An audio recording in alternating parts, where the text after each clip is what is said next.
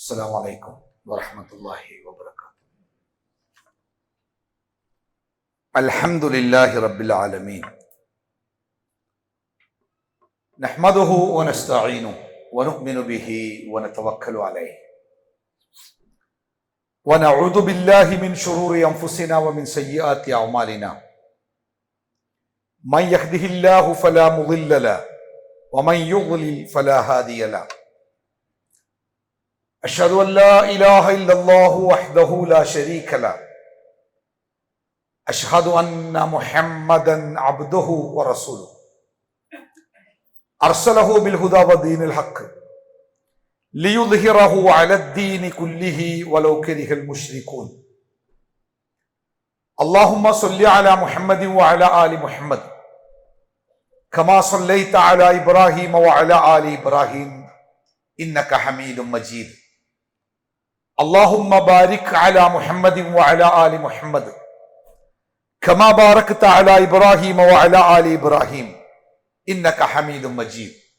أما بعد فإن خير الحديث كتاب الله وخير الهدي هدي محمد صلى الله عليه وسلم وشر الأمور محدثاتها وكل بدعة ضلالة وكل ضلالة في النار. يا أيها الذين آمنوا اتقوا الله حق تقاته ولا تموتن إلا وأنتم مسلمون. أعوذ بالله من الشيطان الرجيم. بسم الله الرحمن الرحيم. يا أيها الناس إنا خلقناكم من ذكر وأنثى وجعلناكم شعوبا وقبائل لتعارفوا إن أكرمكم عند الله أتقاكم ഇന്നല്ലാഹ അലീമുൻ ഖബീർ. ബഹുമാന്യരായ സത്യവിശ്വാസികളെ, വിശ്വാസിനികളെ, സർവശക്തനായ അള്ളാഹുവിന്റെ നിയമങ്ങളും നിർദ്ദേശങ്ങളും വിധികളും വിലക്കുകളും ജീവിതത്തിലുടനീളം കൃത്യമായി കാത്തു സൂക്ഷിക്കണം എന്ന് ഓർമ്മപ്പെടുത്തുകയാണ്. അള്ളാഹു സുബ്ഹാനഹു തആല വിശുദ്ധമായ ഈ മാസത്തിലെ നമ്മുടെ ഈ ധന്യമായ ഒത്തുകൂടൽ പരലോകത്ത് ഉപകരിക്കുന്ന സൽക്കർമ്മമായി സ്വീകരിക്കുമാറാവട്ടെ. അള്ളാഹുവിന്റെ മലക്കുകളുടെ പ്രാർത്ഥന ലഭിക്കുന്ന ബർക്കത്തുള്ള ഒരു മജ്ലിസായി ഈ സദസ്സിനെ റബ്ബ് സ്വീകരിക്കുമാറാവട്ടെ. വിശുദ്ധ റമളാൻ അതിന്റെ അവസാന ഭാഗത്തേക്ക് എത്തിക്കൊണ്ടിരിക്കുന്നു. ഇന്ന് 17ാമത്തെ നോമ്പ് നമ്മൾ നോക്കുകയാണ്. ഇന്നത്തെ നോമ്പ് അവസാനിക്കുമ്പോൾ ഇനി ബാക്കിയുള്ളത് നമ്മൾ നോറ്റതിനേക്കാൾ വളരെ കുറവാണ്. ലോകപ്രസിദ്ധനായ സാമൂഹ്യ ശാസ്ത്രജ്ഞനും ചരിത്രകാരനുമായ ഇബ്നു ഖൽദൂൻ അദ്ദേഹത്തിന്റെ ചരിത്ര രചനക്ക് ആമുഖം എഴുതിയതാണ് ലോകത്തിലെ ഏറ്റവും പ്രസിദ്ധമായ ചരിത്ര ഗ്രന്ഥമായി മാറിയ ഇബ്നു ഖൽദൂന്റെ മുഖദ്ദിമ. ലോക ചരിത്രത്തിനൊരാമുഖം എന്ന പേരിൽ മാതൃഭൂമി ആ പുസ്തകം പ്രസിദ്ധീകരിച്ചിട്ടുണ്ട്.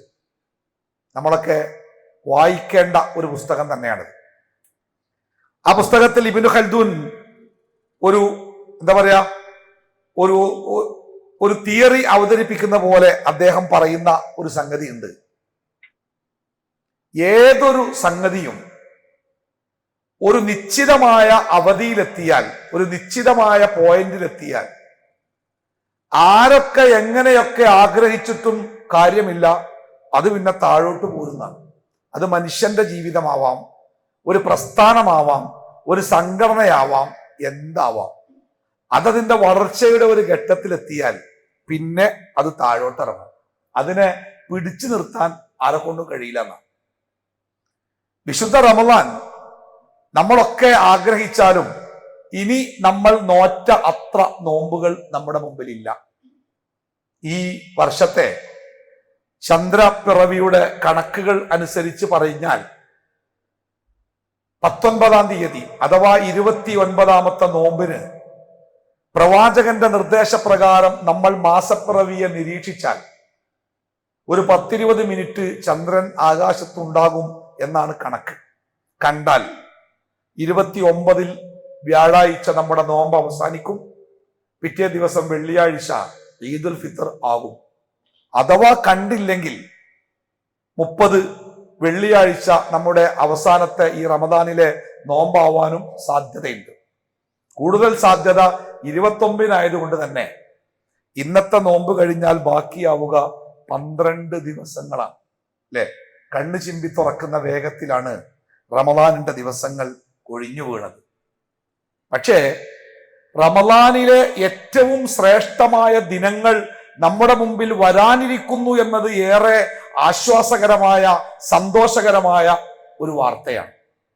അല്ലാഹു സുബ്ഹാനഹു വ തആല ഈ ലോകത്തിന് വേണ്ടി സൃഷ്ടിച്ച ദിവസങ്ങളുടെ കൂട്ടത്തിൽ ഏറ്റവും ശ്രേഷ്ഠമായ ദിവസങ്ങൾ നമ്മുടെ മുമ്പിൽ വരാനിരിക്കുന്നുണ്ട്.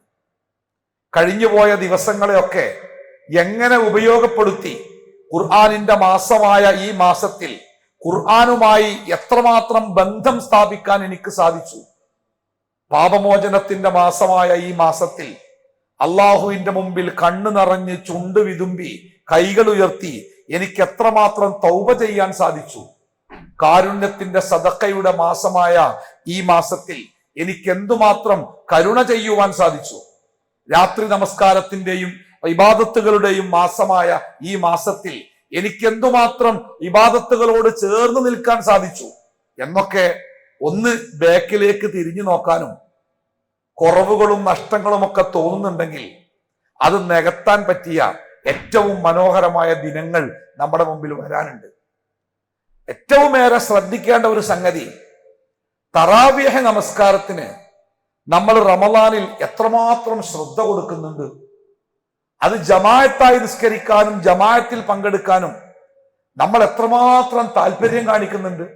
പലരും നോമ്പ് തുറന്നാൽ ആവശ്യത്തിന് ഭക്ഷണം പോലും കഴിക്കാത്തത് തറാവീഹിന്റെ ജമാഅത്തിൽ പങ്കെടുക്കുമ്പോഴുള്ള ക്ഷീണം ഉണ്ടാവാതിരിക്കാനാണ്.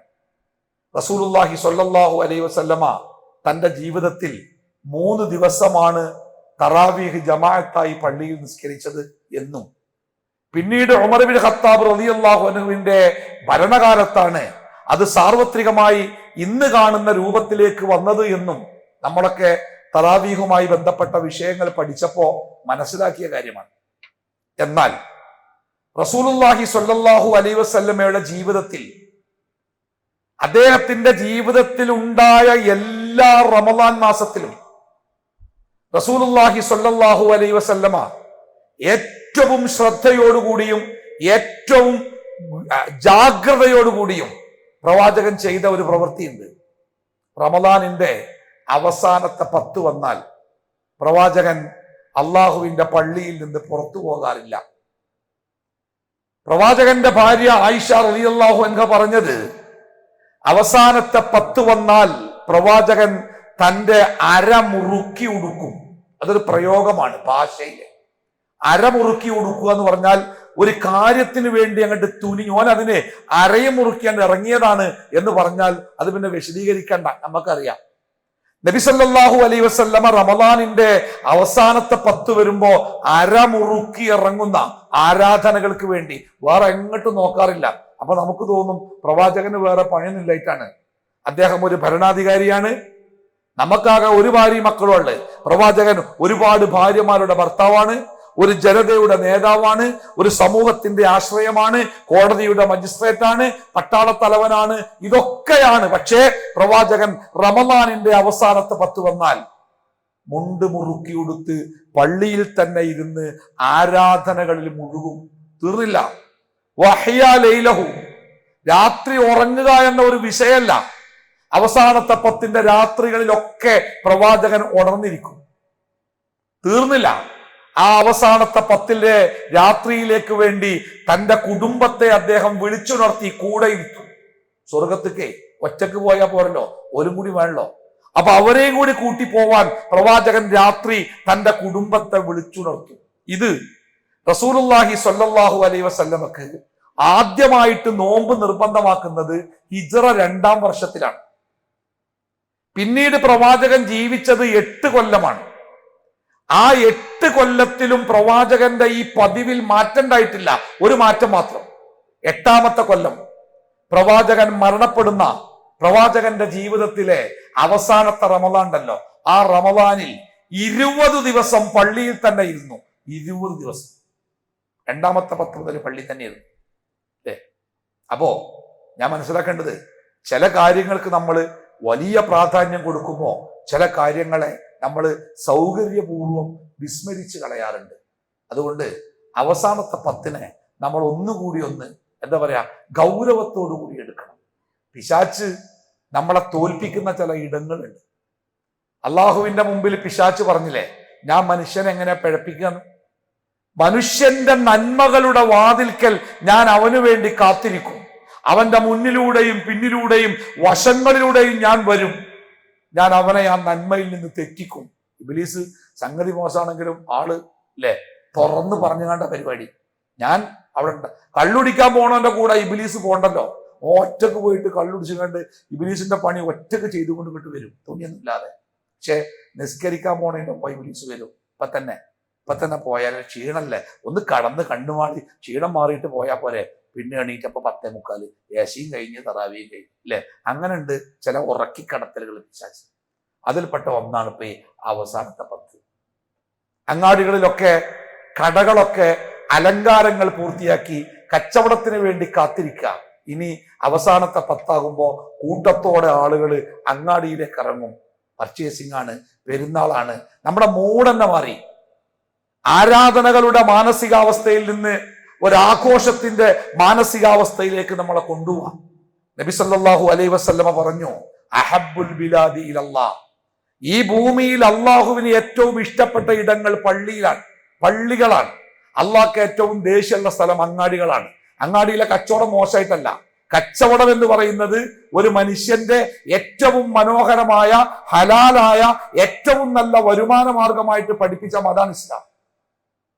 പക്ഷേ അങ്ങാടിയിൽ എല്ലാ വൃത്തികേടുകളും വേണ്ടാത്തരങ്ങളും അങ്ങനെ അഴുക്ക് പോലെ വന്ന് അടിയുന്നതായതുകൊണ്ട് അവിടെ പോയി വെറുതെ നിൽക്കുന്നവര് സ്വാഭാവികമായി ആ തെറ്റിന്റെ ഭാഗമാകും എന്നുള്ളത് കൊണ്ടാണ് അങ്ങാടിയിൽ നിൽക്കുന്നതിനെ അള്ളാഹു അത്രയും വെറുക്കാൻ കാരണം. പിശാച്ചിനാവട്ടെ അങ്ങാടികൾ ഭയങ്കര ഇഷ്ടമാണ്. കാരണം അവിടെ പിശാച്ചിന്റെ പണി വേഗം നടക്കും. പള്ളികൾ ഭയങ്കര ദേഷ്യ പിശാച്ചിന്. ഈ റമദാനിന്റെ അവസാനത്തെ 10 അള്ളാഹുവിന്റെ ഇഷ്ടമായ പള്ളികളിൽ നമ്മുടെ ജീവിതത്തെ കേന്ദ്രീകരിച്ച് പരമാവധി അത്യാവശ്യങ്ങൾക്കല്ലാതെ അങ്ങാടിയിൽ സമയം ചെലവഴിക്കാത്ത ഒരവസ്ഥയാണ് വിശ്വാസിക്കുണ്ടാവേണ്ടത്. പക്ഷേ ദൗർഭാഗ്യവശാൽ നേരെ മറിച്ചാണായിത്തീരുക. കുടുംബസമേതം ഷോപ്പിങ്ങുകളും ഫെസ്റ്റിവൽ ആഘോഷത്തിന്റെ മാനസികാവസ്ഥയിലേക്ക് മാറ്റപ്പെടുമ്പോൾ കുട്ടികൾ പോലും പള്ളിയിലേക്ക് തിരിഞ്ഞു നോക്കാത്ത അവസ്ഥ ഉണ്ടാവുക. തറാവീഹ് നമസ്കാരം തുടങ്ങിയപ്പോ 10ഉം 15ഉം സൊഫുള്ള പള്ളികൾ ഇപ്പൊ തന്നെ 8ഓ 7ഓ ആയിട്ടുണ്ട്. ഇനി അവസാനത്തെ 10 ആകുമ്പോ അത് 4, 3, 2ലേക്ക് ചുരുങ്ങി വരും. നമ്മൾ ദയനീയമായി വഞ്ചിക്കപ്പെടുന്ന ചതിക്കപ്പെടുന്ന ഒരവസ്ഥയാണ്. അത് അറിഞ്ഞുകൊണ്ട് നമ്മൾ അതിന് തല വെച്ചു കൊടുക്കരുത്. അതുകൊണ്ട് നേരത്തെ തീരുമാനിക്കുക, കുടുംബസമേതം തീരുമാനിക്കുക. ഈ അവസാനത്തെ 10നെ നമുക്കൊരു 10 ആക്കി മാറ്റണം. റസൂലുള്ളാഹി സ്വല്ലല്ലാഹു അലൈഹി വസല്ലമ പറഞ്ഞില്ലേ, നിങ്ങൾ നിസ്കരിക്കുമ്പോൾ ഏത് വക്ത് നിസ്കരിക്കുമ്പോഴും ആ നിസ്കരിക്കുമ്പോൾ നിയ്യത്തിന്റെ കൂടെ മനസ്സിലുണ്ടാവണം എന്തറിയോ, ഇതിന്റെ നിസ്കാരത്തിലെ ജീവിതത്തിലെ അവസാനത്തെ നിസ്കാരമായിരിക്കും. അടുത്ത നിസ്കാരത്തിന്റെ സമയമാകും മുമ്പ് പടച്ചോൻ എന്നെ തിരിച്ചു വിളിക്കും. ചിലപ്പോ ഇതിന്റെ അവസാനത്തെ നിസ്കാരക്കാരം എന്നൊന്ന് വിചാരിച്ചു കണ്ട് നിസ്കരിച്ചു നോക്കാണ്. ആ നിസ്കാരം പടച്ചോനും നമ്മളിങ്ങനെ നേർക്കുനേറുള്ള നിസ്കാരമായിട്ട് തോന്നും. അത് നിസ്കാരത്തിൽ മാത്രമല്ല, എല്ലാ ഇബാദത്തിലും അങ്ങനെ വേണം. ഇത് നമ്മളെ അടുത്ത ഒരു റമദാനില് നോമ്പ് നോൽക്കാൻ നമ്മളില്ലെങ്കിലോ നമ്മളെ കുടുംബത്തിന്റെ കൂടെ. അതുകൊണ്ട് ഈ 10 ഉണ്ടല്ലോ, ഈ ഭയങ്കരമായ 10, ലൈലത്തുൽ ഖദ്ർ അടക്കം വന്നു വീഴുന്ന ഈ അത്ഭുതകരമായ 10, ആ 10 മക്കളെ എല്ലാരും വിളിക്കും. കുട്ടികളൊക്കെ നമുക്ക് ഈ 10 നമുക്കൊന്ന് വാങ്ങിയാലോ, അല്ലെ? ഈ 10 നമുക്കൊന്ന് സ്വന്താക്കിയാലോ? പർച്ചേസിംഗ് ഒക്കെ അതിന്റെ മുമ്പ് നടത്തി. ഞാൻ കോഴിക്കോട് ജില്ലയിലെ സ്ത്രീകൾ നടത്തുന്ന ഒരു ക്ലാസ്സിൽ അവരെന്നെ വിളിച്ചിരുന്നേ. അപ്പൊ ഈ റമദാന്റെ അവസാനത്തെ 10 പലപ്പോഴും സ്ത്രീകളുടെ ക്ലാസ്സിൽ ആളുണ്ടാവില്ല. അപ്പൊ ഞാൻ അവരോട് പറഞ്ഞു, അത്രയും ദൂരെ നാട്ടിൽ നിന്നൊക്കെ വന്നിട്ട് അവിടെ കേൾക്കാൻ ആരെങ്കിലും ഉണ്ടാവുമോ? അപ്പൊ അവരെന്നോട് പറഞ്ഞു, ഉസ്താദേ എന്താ അങ്ങനെ ചോദിച്ചു? ഞാൻ പറഞ്ഞു, ഒന്ന് കോഴിക്കോടാവുക, ടൗൺ ആവുക, നിങ്ങളെ പെരുന്നാൾ ആഘോഷമൊക്കെ ഭയങ്കര അല്ലേ, നിങ്ങളൊക്കെ പോകൂലേ ഷോപ്പിങ്ങിനൊക്കെ? അപ്പൊ അവര് പറഞ്ഞു, ഉസ്താദേ ഞങ്ങള് ഈ MGM കീഴില് നേരത്തെ ഒരു തീരുമാനം എടുത്തിരുന്നത് പെരുന്നാളിന്റെ പർച്ചേസിംഗ് ഒക്കെ റമളാനിന് മുമ്പ് അങ്ങോട്ട് നടത്തുക. ചില മെച്ചങ്ങളൊക്കെ ഉണ്ട്. ഒന്ന്, ഷോപ്പിൽ തിരക്കുണ്ടാവില്ല, ഇഷ്ടം പോലെ ഇഷ്ടമുള്ള സാധനം ഈ തിരക്കിൽ പോയിട്ട് കിട്ടിയതും കൊണ്ട് പോരണ്ട, തെരഞ്ഞെടുക്കുക. 2, വിലയിലും കുറവുണ്ടാവും. 3, കടക്കാർ നമ്മളെ കാണുമ്പോൾ ബഹുമാനിക്കും, കാരണം വേറെ ആരും ഉണ്ടാവില്ലല്ലോ. എല്ലാം കൊണ്ട് സുഖ. ഞങ്ങളെല്ലാവരും പെരുന്നാളിന്റെ എല്ലാ പർച്ചേസിംഗും കഴിഞ്ഞ് ഇനി ഇൻഷാ അല്ലാഹ് സാധിക്കുന്ന സ്ത്രീകളാണല്ലോ, സാധിക്കുന്നവരൊക്കെ പള്ളിയിൽ ഇത്തികാഫിൽ ഉണ്ടാവും. അല്ലാത്തവർ തൊട്ടടുത്തൊരു മദ്രസ ഉണ്ട്, അവിടെ ഉണ്ടാവും. അതുകൊണ്ട് ഉസ്താദ് ധൈര്യമായിട്ട് വന്നോളൂ അല്ലേ. ഈമാനുള്ള കാര്യങ്ങളെക്കുറിച്ച് നല്ല ബോധ്യമുള്ള ഒരു സമൂഹത്തിന്റെ അടയാളാണ്. അപ്പൊ നമ്മളും നമ്മുടെ വീടുകളിൽ ഇത്തരം ചില കാര്യങ്ങൾ ചർച്ച ചെയ്ത് ഈ അവസാനത്തെ 10 ഒന്ന് മനോഹരമാക്കാൻ നമ്മൾ ശ്രദ്ധിക്കുക. കണ്ണൂർ ജില്ലയിലെ ഒരു പള്ളിയിൽ ഞാൻ ക്ലാസ് എടുക്കാൻ പോകാറുണ്ട്. അവിടുത്തെ ക്ലാസിന്റെ സമയപ്രായങ്ങൾ രാത്രി 1:30 മുതൽ 2:30 വരെ. എന്നോട് പറഞ്ഞ സമയം 1:30 പറഞ്ഞ് ഞാൻ ഉച്ചക്ക് വണ്ടി കയറ്റി നോക്കുമ്പോൾ ആരും കാണാനല്ല, ആൾക്കാർ കിടന്നുറങ്ങുന്നുണ്ട്. അതെന്തെങ്ങനെ? അവ ചോദിച്ചപ്പോ പറഞ്ഞു അപ്പോഴല്ല, അപ്പോഴാണെന്നാണ്. അപ്പൊ ആ മഹല്ലത്തെ ആൾക്കാർ മൊത്തം അവിടെ വരിക, നോമ്പ് തുറക്കാൻ തന്നെ. നോമ്പ് തുറക്കാനുള്ള ഭക്ഷണമൊക്കെ അവിടെ ഒരു ആളുകളെ വെച്ചിട്ടുണ്ട്. ചായയൊക്കെ ഒരു സമാവറം അങ്ങനെ കത്തിക്കൊണ്ടേ തളച്ചുകൊണ്ടേ ഇരിക്കുന്നുണ്ട്. അവിടുന്ന് നോമ്പ് തുറക്കുക. അവിടെ കൂടെ കുട്ടികളൊക്കെ ഉണ്ട്, മുറ്റത്തൊരു പ്ലേ ഏരിയ ഒക്കെ ഉണ്ട്, കുട്ടികൾ കളിക്കുന്നുണ്ട്. ഇവര് നോമ്പ് തുറന്ന് പള്ളിയിൽ ഓതി കുത്തിരിക്കുക. പിന്നെ നിസ്കാരം ഓർത്തൊക്കെ കഴിഞ്ഞ് അത്താഴം അവിടെ ഉണ്ടാക്കുന്നുണ്ട് ആ പള്ളിയിൽ. അത്താഴം കഴിച്ചിട്ട് സുബൈ നിസ്കരിച്ചിട്ട് ഒരു വീട്ടിൽ പോവുക. ഒരു മഹല്ല് മുഴുവനും. എന്തൊരു മനോഹരമല്ലേ അങ്ങനെ കാണാൻ. അങ്ങനെയൊക്കെ ആവണമെങ്കിൽ ആ മഹല്ലിലെ ആൾക്കാരെ പരലോകവുമായിട്ട് എത്രമാത്രം ബന്ധപ്പെടണം, എത്ര സ്നേഹിക്കണം അല്ലേ പരലോകത്തെ. അപ്പോ ആ രൂപത്തിലൊക്കെ നമുക്കും ആവാം.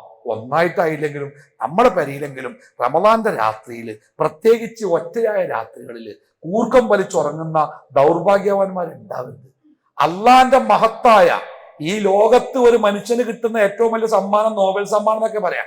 നോബൽ സമ്മാനത്തിന് അപ്പുറം 84 കൊല്ലത്തെ അധ്വാനത്തിന്റെ കൂലി കൊടുക്കുന്ന ലൈലത്തുൽ ഖദറിന് പടച്ചോൻ പേര് വിളിക്കുമ്പോ ഓൻ കടന്നുറങ്ങാണ് എന്ന് മലക്കുകൾ മറുപടി പറയുന്ന ഒരു വിഡ്ഢിയായി നമ്മൾ മാറാതിരിക്കണമെന്ന് ഒരു നേരത്തെ തീരുമാനിച്ചിട്ടുണ്ട്. കുറേയൊക്കെ പറ്റും, മുഴുവൻ പറ്റിയില്ലെങ്കിലും കുറേയൊക്കെ പറ്റും. ആ ഒറ്റയായ രാത്രികൾ ഉറങ്ങാതിരിക്കാനും കുട്ടികളെ കുടുംബത്തിൻ്റെയൊക്കെ കൂടെ പള്ളികളുമായിട്ടൊക്കെ ഒന്ന് ബന്ധപ്പെടാനും ഖുർആൻ പാരായണങ്ങളും തൗബകളും ദിക്റുകളും ഒക്കെ ആയിട്ട് ഒന്ന് ആഘോഷങ്ങളൊക്കെ ഒന്ന് കുറഞ്ഞ്, ആഡംബരമൊക്കെ ഒന്ന് കുറഞ്ഞ്, നോമ്പ് തുറവികളൊക്കെ ഒന്ന് നിയന്ത്രിച്ചിട്ട് എല്ലാം ഒന്ന് നിയന്ത്രിച്ചിട്ട് നമ്മളത് ഇബാദത്തിലേക്ക് ഒന്ന് മടങ്ങുന്ന അവസ്ഥ ഉണ്ടാവണമെന്ന് സാന്ദർഭികമായിട്ട് ഓർമ്മപ്പെടുത്തണേ. രണ്ടാമത് ഒറ്റ കാര്യം കൂടി ഓർമ്മപ്പെടുത്താണ്ട് വിഷയത്തിലേക്ക് കിടക്കും മുമ്പ്. അത് മറ്റൊന്നുമല്ല, പിന്നെ ഇപ്പൊ എനിക്ക് പോരുമ്പോ ഒരാള് ഒരു ക്ലിപ്പ് അയച്ചത്, ഒരു പെൺകുട്ടിയാണ് അയച്ചത്. അവള് കോളേജിൽ പഠിക്കുന്നത്. സാറേ, ഇപ്പൊ നമ്മുടെ കോളേജുകളിലൊക്കെ ഒരു പുതിയ സംഗതി നടക്കുന്നുണ്ട്. ഇഫ്താർ ആഘോഷം എന്ന പേരിൽ. ഇഫ്താർ പറഞ്ഞാല് ഒരു ഇബാദത്താണ്. ഇബാദത്തായ ഇഫ്താറിനെ ഒരാഘോഷമാക്കി മാറ്റിയ ക്യാമ്പസുകളിൽ ആൺകുട്ടികളും പെൺകുട്ടികളും മറയില്ലാതെ പരസ്പരം ഇടപഴകാനും പരസ്പരം ചേരാനും രാത്രി ഏറെ വൈകിയും അധ്യാപകർ പോലും ഇല്ലാത്ത ക്യാമ്പസുകളിൽ ഇഷ്ടം പോലെ അവർക്ക് ഇടപഴകാനും സാധിക്കുന്ന രൂപത്തിലേക്ക് ഇഫ്താർ ഫെസ്റ്റിവലുകൾ മാറുന്നുണ്ട്. ഇഫ്താർ എന്തായാലും പകൽ നടക്കൂല, രാത്രിയിലേ നടക്കുള്ളൂ. അതിന്റെ കൂടെ തന്നെ ഇശൽ നൈറ്റുകൾ എന്ന പേരിൽ അതേപോലെ ചെറിയ ചെറിയ മത്സരങ്ങളൊക്കെ നടത്തിയിട്ട് എന്താ പറയാ, പിന്നെ വത്തക്ക വെട്ടുക, ഇവള് ഓന്റെ വായിൽ വെച്ചെടുക്കുക, ഓൻ ഇവളെ വായിൽ വെച്ചെടുക്കുക, സമൂസന്റെ ഒരു തല കടിച്ചിട്ട് മറ്റേ തല മറ്റേ കൊടുക്കുക, മറ്റേ തല ഇയാൾക്ക് കൊടുക്കുക, അതിനൊക്കെ ഫോട്ടോ എടുത്ത് റീൽസ് ആക്കിയിട്ട് അതിനൊക്കെ മ്യൂസിക്കിന്റെ ആരവത്തോടു കൂടി സോഷ്യൽ മീഡിയയിൽ അവതരിപ്പിക്കുക. ഒരു വളരെ മോശപ്പെട്ട സാഹചര്യത്തിലേക്ക് ഇഫ്താറിന്റെ പേരിൽ ക്യാമ്പസുകളിലെ ആഘോഷങ്ങൾ വഴിമാറുന്നുണ്ട്. അതുകൊണ്ട് നിങ്ങളെപ്പോലുള്ള ആളുകൾ ഇത്തരം ക്ലാസ് ഒക്കെ എടുക്കുന്ന സമയത്ത് മാതാപിതാക്കളോട് പറയണം, ഒരു കാരണവശാലും മക്കളെ, പ്രത്യേകിച്ച് പെൺകുട്ടികളെ ഇത്തരം ഇഫ്താർ പ്രോഗ്രാമുകളിലേക്ക് പറഞ്ഞയക്കരുത്. കോളേജ് മാനേജ്മെന്റുകളോടും അധ്യാപകരോടും അത്തരം ആഘോഷങ്ങൾക്ക് കോളേജുകൾ അനുവദിച്ചു കൊടുക്കരുത് എന്നൊക്കെ പറയാൻ വേണ്ടി ആ പെൺകുട്ടി ആ ചെറിയൊരു വോയിസിലൂടെ ആവശ്യപ്പെട്ടു. അവർ അനുഭവിച്ചതാണ്. രാത്രി 10-11 മണിക്കും അത്രേ ഈ പ്രോഗ്രാം കഴിഞ്ഞിട്ട് കുട്ടികൾ ക്യാമ്പസ് വിട്ടുപോണ്. റമളാൻ എന്ന വിശുദ്ധമായ ഒരു കർമ്മത്തിനെ അവിശുദ്ധമായ ജീവിതത്തിന്റെ ചാനലിലേക്ക് മാറ്റാനുള്ള അതിഭൗതികതയുടെ ഭീകരമായ ശ്രമങ്ങളാണ്. നമ്മളൊക്കെ ശ്രദ്ധിക്കണം കേട്ടോ. നമ്മുടെ മക്കളൊക്കെ അങ്ങനെ ഒരാവശ്യം ഉന്നയിച്ചാൽ വേണ്ട എന്ന് പറയാൻ, പോകേണ്ട എന്ന് പറയാൻ അതിനുള്ള തന്റോടെങ്കിലും നമുക്ക് ഉണ്ടാവണം. ഇല്ലെങ്കിൽ രക്ഷിതാവ് എന്ന് വിളിക്കാൻ നമുക്ക് അർഹതയുണ്ടാവൂല. അള്ളാഹു നമ്മളെയൊക്കെ കാത്തുരക്ഷിക്കട്ടെ. അപ്പൊ ഈ രണ്ട് കാര്യങ്ങളും ഞാനൊരു ആമുഖമായിട്ട് പറഞ്ഞതാട്ടോ. ഇന്ന് സംസാരിക്കേണ്ടത് വിഷയങ്ങൾ കണ്ടല്ലോ അല്ലെ, സ്ത്രീകളുടെ സ്ഥാനം. ഞാനിങ്ങനെ സംഘാടകരോട് പറഞ്ഞേ, ഈ റമദാൻ മാസത്തിൽ ഇങ്ങനെ ഈ തേരാപാല പാഞ്ഞടക്കൽ. ഇന്നലെ രാത്രി 11:30 ഞാൻ മംഗലാപുരത്തല്ല കോയമ്പത്തൂർന്ന് പോരുന്നത്. ഇന്നിപ്പോ 10 മണിക്കൂടെ വലിയറമ്പായിരുന്നു. ഇത് കഴിഞ്ഞിട്ട് 4 മണിക്ക് ആമയൂർ പോകണം. അങ്ങനെയാണ്.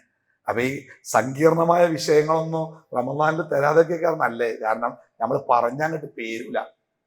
അപ്പോ സ്ത്രീകളുടെ സ്ഥാനം മാറി. പിന്നെ കിട്ടിയ വിഷയം അതിൽ രസമുള്ള വിഷയമാണ്. സ്ത്രീകളുടെ അവകാശങ്ങൾ നയി സുപ്രീം കോടതിയായിട്ട് ബന്ധപ്പെട്ട വിഷയം. അതുകൊണ്ട് ഞാൻ പിന്നൊന്നും പറഞ്ഞില്ല, അടക്കട്ടെ. അപ്പൊ എന്നോട് പറഞ്ഞു, നിങ്ങൾ ഒരു കാര്യം പറഞ്ഞാൽ മതിയാകും. ആ ധൈര്യത്തിൽ നിൽക്കണം. എന്തായിരുന്നാലും വിഷയവുമായി ബന്ധപ്പെട്ട തന്നെ ചില കാര്യങ്ങൾ ഞാൻ നിങ്ങളെ അനുസ്മരിക്കാൻ, കേൾപ്പിക്കാൻ ഉദ്ദേശിക്കാം. പറയാൻ എനിക്കും കേൾക്കാൻ നിങ്ങൾക്കും അള്ളാഹു തആല തൗഫീഖ് നൽകട്ടെ. ഇസ്ലാം സ്ത്രീ എന്നൊക്കെ പറയുമ്പോൾ പൊതുവെ സമൂഹത്തിന്റെ ഒരു ധാരണ, മുസ്ലിങ്ങൾ അല്ലാത്തവർക്കുള്ള ഒരു ധാരണ, സ്ത്രീകളോട് വളരെ മോശപ്പെട്ട രൂപത്തിലുള്ള പെരുമാറ്റ സമ്പ്രദായങ്ങളുള്ള ഒരു മതമാണ് ഇസ്ലാം എന്ന് അവർ മനസ്സിലാക്കിയിട്ടുണ്ട്. സോഷ്യൽ മീഡിയയിലൊക്കെ ചില ട്രോളുകൾ, അതുമായി ബന്ധപ്പെട്ടുണ്ടാകുന്ന ചില കമന്റുകൾ, ചില വാർത്തകളുമായി ബന്ധപ്പെട്ട് വരുന്ന പ്രതികരണങ്ങൾ, ഇതൊക്കെ വായിക്കുമ്പോൾ നമുക്കറിയാം ഇസ്ലാമിലെ സ്ത്രീ എന്ന ആ പ്രയോഗവുമായി ബന്ധപ്പെട്ട് തന്നെ അനേകം തെറ്റിദ്ധാരണകൾ സമൂഹത്തിലുണ്ട്. ഞാൻ ഈ വിഷയവുമായി ബന്ധപ്പെട്ട് മുസ്ലിം പേരുള്ള എന്നാൽ ഇസ്ലാമിനോട് താല്പര്യമില്ലാത്ത ഒരു എക്സ് മുസ്ലിം എന്ന് പറയാം, അത്തരം ഒരാളുടെ പ്രഭാഷണം കേട്ടത്. അദ്ദേഹം പറയുന്നുണ്ട്, ഇസ്ലാമിലെ വേദഗ്രന്ഥങ്ങൾ എന്ന് പറയുന്ന ഗ്രന്ഥങ്ങൾ, ഇസ്ലാമികമായ വിജ്ഞാനങ്ങൾ, ഇതൊക്കെ പുരുഷാധിപത്യത്തിന്റെ അടയാളങ്ങളാണ്. ഖുർആനിനൊക്കെ ഒരു പുരുഷ വായന മാത്രമേ ഉണ്ടായിട്ടുള്ളൂ. എല്ലാ പരിഭാഷകളും പുരുഷന്മാരാണ് എഴുതിയത്. എല്ലാ പ്രബോധകരും പുരുഷന്മാരാണ്. എല്ലാ പ്രവാചകന്മാരും പുരുഷന്മാരാണ്. ഇസ്ലാമിക സംജ്ഞകളെ, ഇസ്ലാമിക പ്രയോഗങ്ങളെ പുരുഷന്മാർ മാത്രമേ വ്യാഖ്യാനിച്ചിട്ടുള്ളൂ, വിശദീകരിച്ചിട്ടുള്ളൂ. ആ പുരുഷന്മാരാവട്ടെ സ്ത്രീകളെ അവഗണിച്ചും ആ സ്ത്രീകളെ അടിമകളാക്കുകയും ചെയ്യുന്ന രൂപത്തിലാണ് ഇസ്ലാമിക നിയമങ്ങളെ വ്യാഖ്യാനിച്ചത്. അതുകൊണ്ട് വേണം ഒരു സ്ത്രീപക്ഷ വായന എന്നാണ് ആ ലേഖനത്തിന്റെ തലക്കെട്ടന്നെ. ഇപ്പോ ഖുർആന്റെ, ഇസ്ലാമിന്റെ കാര്യങ്ങളൊക്കെ നമ്മൾ പഠിക്കുന്ന, മനസ്സിലാക്കുന്ന ഈ കാര്യങ്ങളൊക്കെ പുരുഷാധിപത്യത്തിന്റെ ഒരു വിശദീകരണമായിട്ടാണ് കാണുന്നത്. ഒരു സ്ത്രീയും ഇസ്ലാമിക കാര്യങ്ങളെ അടിസ്ഥാനപരമായിട്ട് വിശദീകരിക്കുക, തഫ്സീർ എഴുതുക, ചരിത്രം എഴുതുക, ഫിഖ് എഴുതുക ഒന്നും ചെയ്തിട്ടില്ല.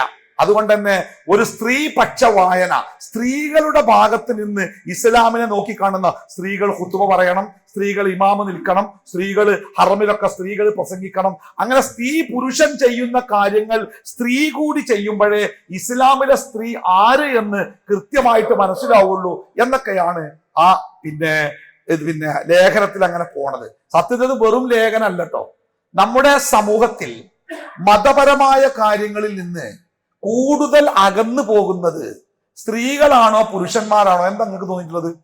എന്റെ അനുഭവത്തിൽ പുരുഷന്മാരെക്കാളേറെ സ്ത്രീകളാണ്, പ്രത്യേകിച്ച് അഭ്യസ്ത വിദ്യരായി മാറുന്ന, വിദ്യാഭ്യാസം നേടുന്ന സ്ത്രീകളാണ് മതപരമായ ആ ഒരു ചുറ്റുപാടിൽ നിന്ന് അകന്നകന്നു പോകുന്നത്. കുറച്ചു മുമ്പ് വരെ, ഒരു 10 കൊല്ലം മുമ്പ് വരെ പുരുഷന്മാർ മതത്തിൽ നിന്ന് അകന്നു പോകുമ്പോഴും സ്ത്രീകൾ മതത്തിനോട് വലിയ ഹൃദയബന്ധം പുലർത്തിയിരുന്നു. ഇന്ന് നേരെ മറിച്ചാണ്. പുരുഷന്മാരെക്കാളേറെ സ്ത്രീകളാണ് ഇത്തരം കാര്യങ്ങളിൽ, മതവിരുദ്ധ കാര്യങ്ങളിലേക്ക്, അത് പ്രണയമാവാം, അതുപോലത്തെ കാര്യങ്ങളാവാം, നിരീശ്വരവാദമാവാം, മതത്തിനോട് ആഭിമുഖ്യം കാണിക്കാത്ത ജീവിതമാവാം, വഴിവിട്ട ആഘോഷങ്ങളാവാം, ഇതിലൊക്കെ സ്ത്രീകളാണ് മുൻപന്തിയിൽ. പലപ്പോഴും പുരുഷന്മാരിങ്ങനെ നോക്കുകുത്തികളായിട്ട് നിൽക്കുക. സ്ത്രീകളാണ് ഇതിൽ മുൻകൈ എടുക്കുന്നതും അവരാണ് അതിൽ സ്വാധീനം ചെലുത്തുന്നതും അവരാണ് ശക്തമായിട്ട് ഇടപെടുന്നതും.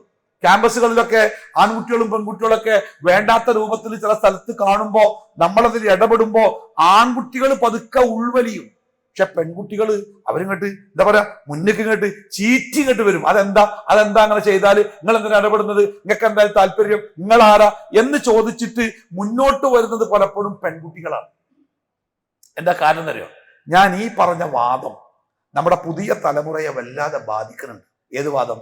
ഇസ്ലാമിനെ പുരുഷന്മാർ മാത്രം കൈകാര്യം ചെയ്ത് അത് അവരുടെ ഭാഗത്തേക്ക് മാത്രം അതിനെ വലിച്ചു കൊണ്ടുവന്ന് സ്ത്രീകൾക്കുള്ള അവകാശങ്ങളും കടമകളും ഒക്കെ എല്ലാം വിസ്മരിക്കപ്പെട്ട് അടിമകളെ പോലെ ആക്കി വെക്കുന്ന ഒരു ഏർപ്പാട് ഇസ്ലാമിൽ ഉണ്ട് എന്ന് അങ്ങോട്ട് വരുത്തി തീർക്കാൻ ഭൗതികവാദികൾക്കും ഭൗതിക സംവിധാനങ്ങൾക്കും സാധിച്ചിട്ടുണ്ട്. അതുകൊണ്ടൊക്കെ തന്നെ വിദ്യാസമ്പന്നരാകുന്ന പെൺകുട്ടികൾ കൂടുതൽ ഇങ്ങനെ അകന്നകന്ന് പോവുക. വളരെ +2 കാലം വരെ അല്ലെങ്കിൽ ഡിഗ്രി 2 വർഷം വരെ മതപരമായിട്ട് ഏറെ താല്പര്യമുണ്ടായിരുന്ന ഒരു കുട്ടി ഡിഗ്രി 3-ാം വർഷം കഴിഞ്ഞപ്പോ ഡ്രസ്സൊക്കെ മാറി, മക്കരൊക്കെ മാറി, നിസ്കാരമൊക്കെ നിർത്തി, വീട്ടിൽ വേറൊരു കോലത്തിൽ വന്ന്.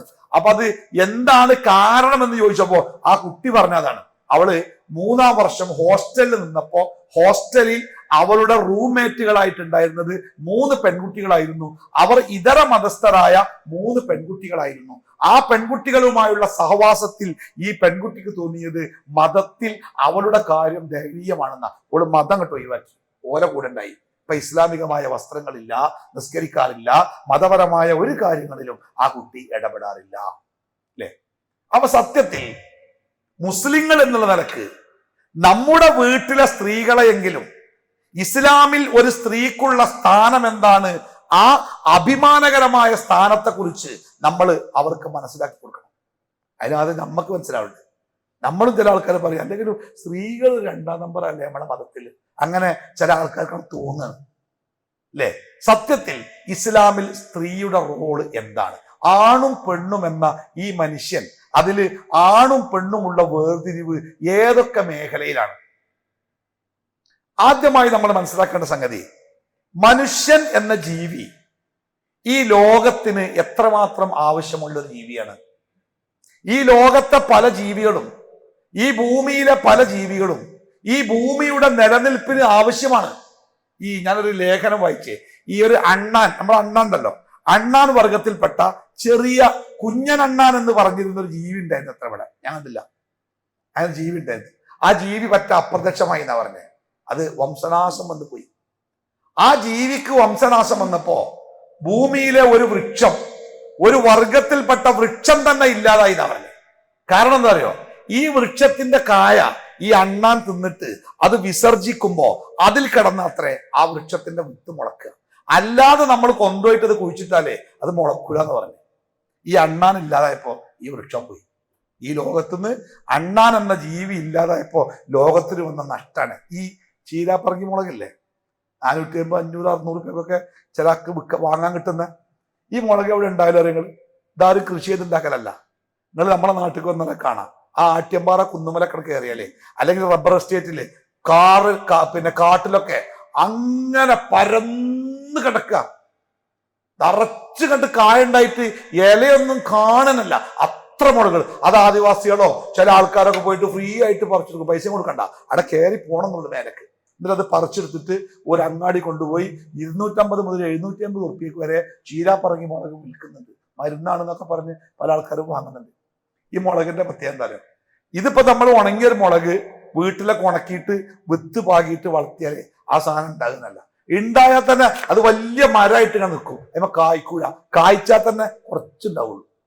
എന്നാൽ ഈ കാട്ടില് ഈ പക്ഷികള് വിസർജ്യമായിട്ട് ഈ മുളകിന്റെ വിത്ത് വീണാല് അത് ഉണ്ടായണ്ടല്ലോ പടർന്ന് പിടിച്ച് ഇലയേക്കാളേറെ കായ ഉണ്ടായ. ആ പക്ഷികൾ ഇല്ലാതാകുന്നതോടുകൂടി എന്താവും?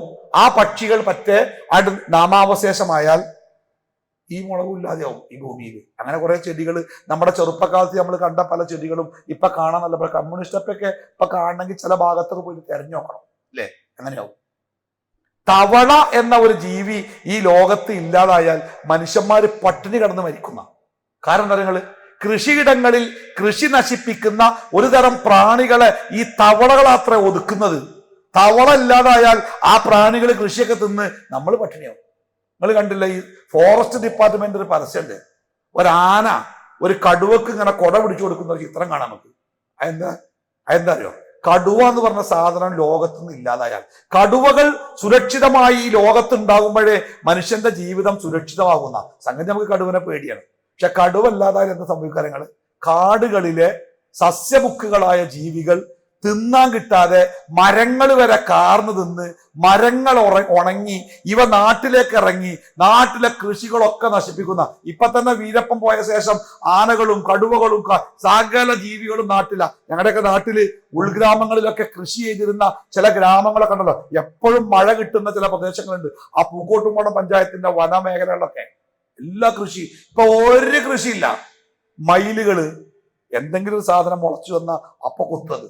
അണ്ണാന്, മലയണ്ണാൻ, തേങ്ങയൊക്കെ കണ്ട് ചെറുപ്പത്തിലെ ഓട്ടയാക്കിയിട്ട് ഫ്രീ ആയിട്ട് താഴത്ത് കിട്ടരും. തെങ്ങുമ്പക്കാര 50 റുപ്യ. മലയണ്ണം പറമ്പിലുണ്ടെങ്കിൽ 5 പൈസ കൊടുക്കണ്ട, ഒറ്റ തേങ്ങയും കിട്ടൂല, ഓട്ടയാക്കേക്കും.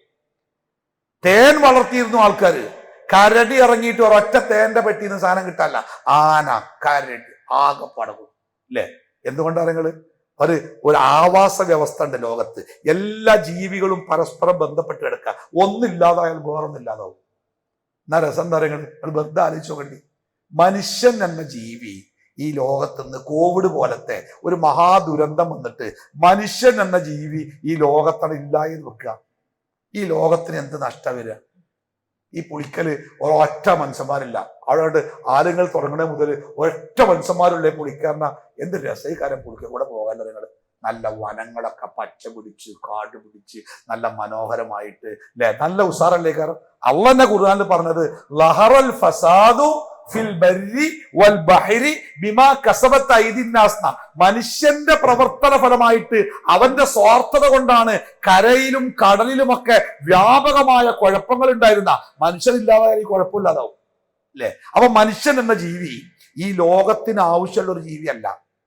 വേറെ എല്ലാ ജീവികളും ഈ ലോകത്തിന് വേണം, പക്ഷെ മനുഷ്യൻ എന്ന ജീവി ഈ ഭൂമിക്ക് അത്ര ആവശ്യമുള്ള ജീവിയല്ല. പക്ഷെ രസം എന്താ പറയുക, ഈ മനുഷ്യൻ എന്ന ജീവിക്ക് വേണ്ടി ഈ ലോകത്തിലെ സകല വസ്തുക്കളെയും അള്ളാഹു സൃഷ്ടിച്ചു.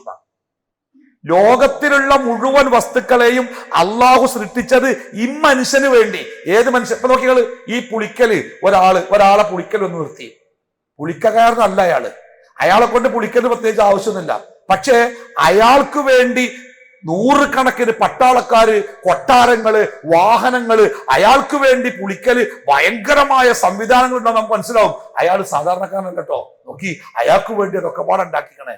അതെ, അയാൾക്ക് എന്തെങ്കിലും ദൗത്യം ഇവിടെ ചെയ്യാണ്ടാവും അല്ലെ? അതുകൊണ്ട് അത്ര പരിഗണന. ഈ ലോകത്തിലെ മുഴുവൻ ജീവികളെയും അള്ളാഹു ഉണ്ടാക്കിയത് മനുഷ്യനും വേണ്ടിയെന്നാ പറഞ്ഞേ. മാത്രല്ല, ഈ മനുഷ്യനെ അള്ളാന്റെ പല ജാതി ജീവികൾ ലോകത്തുണ്ടായിട്ടും അള്ളാഹു താല മനുഷ്യനെയാണ് ആദരിച്ചത്. വലഖദ് കറംനാ ബനി ആദം.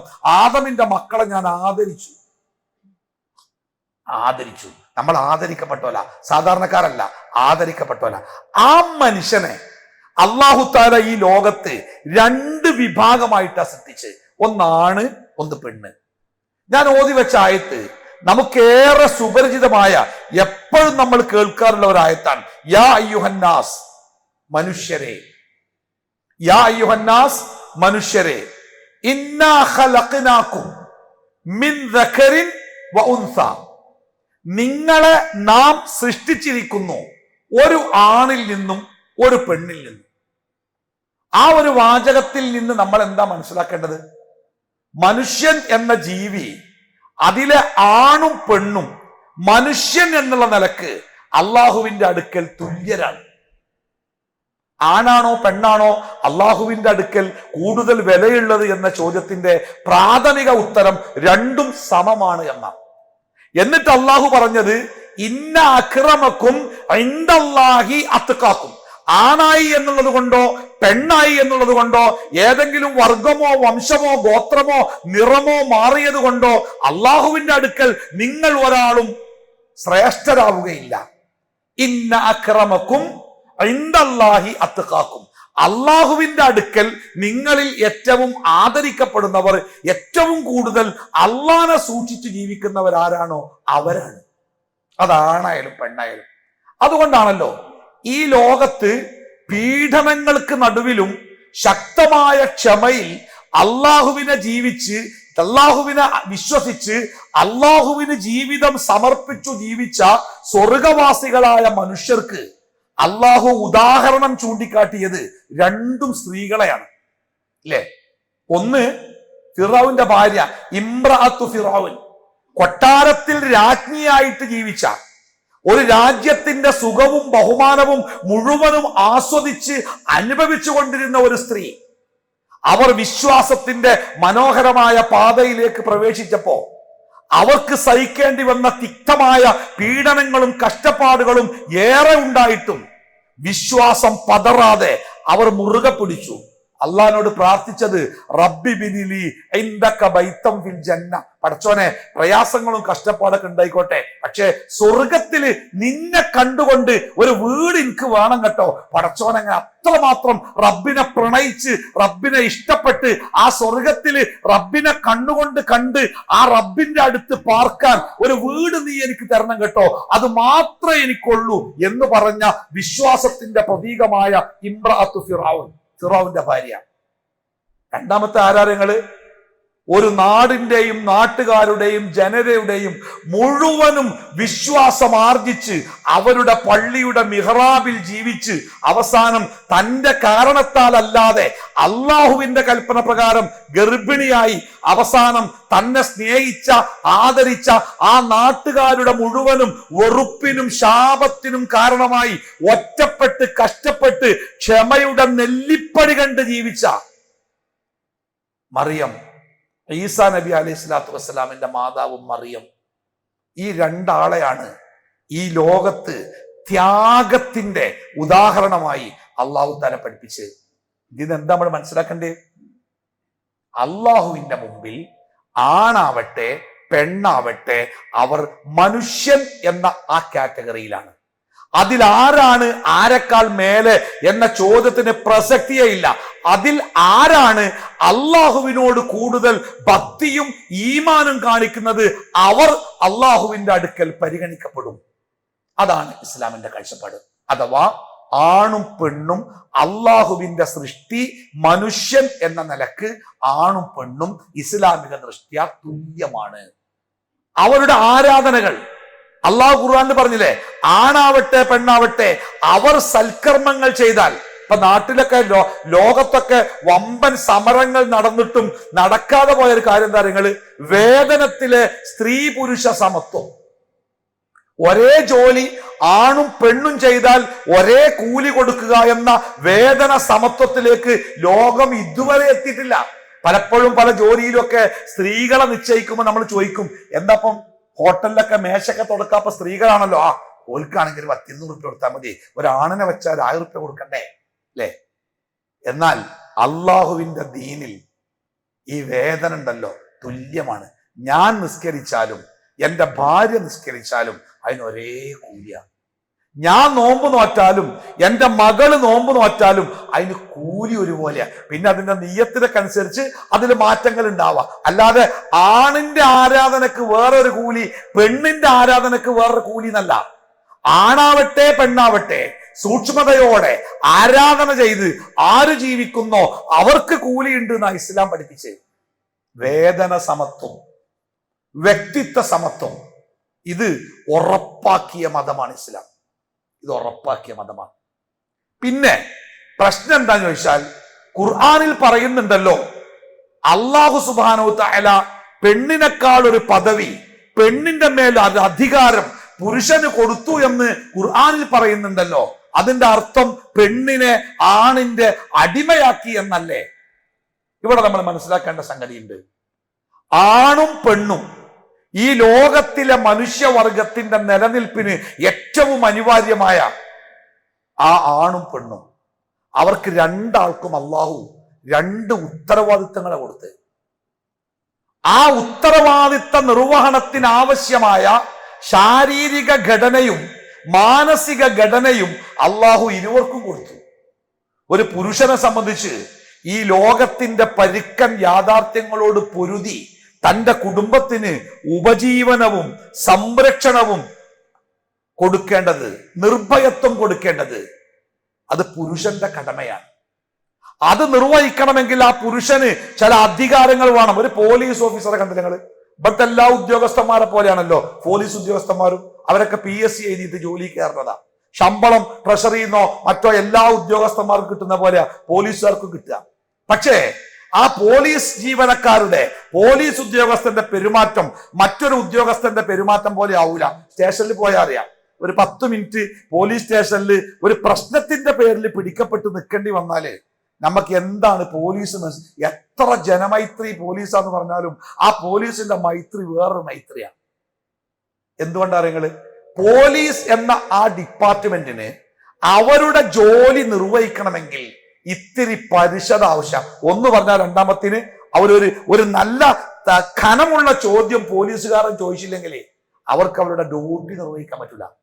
അപ്പൊ ഒരു പോലീസുകാരന്റെ ഡ്യൂട്ടിക്ക് അതിനാവശ്യമായ ഒരു മാനസിക ശാരീരിക ഘടന വേണം.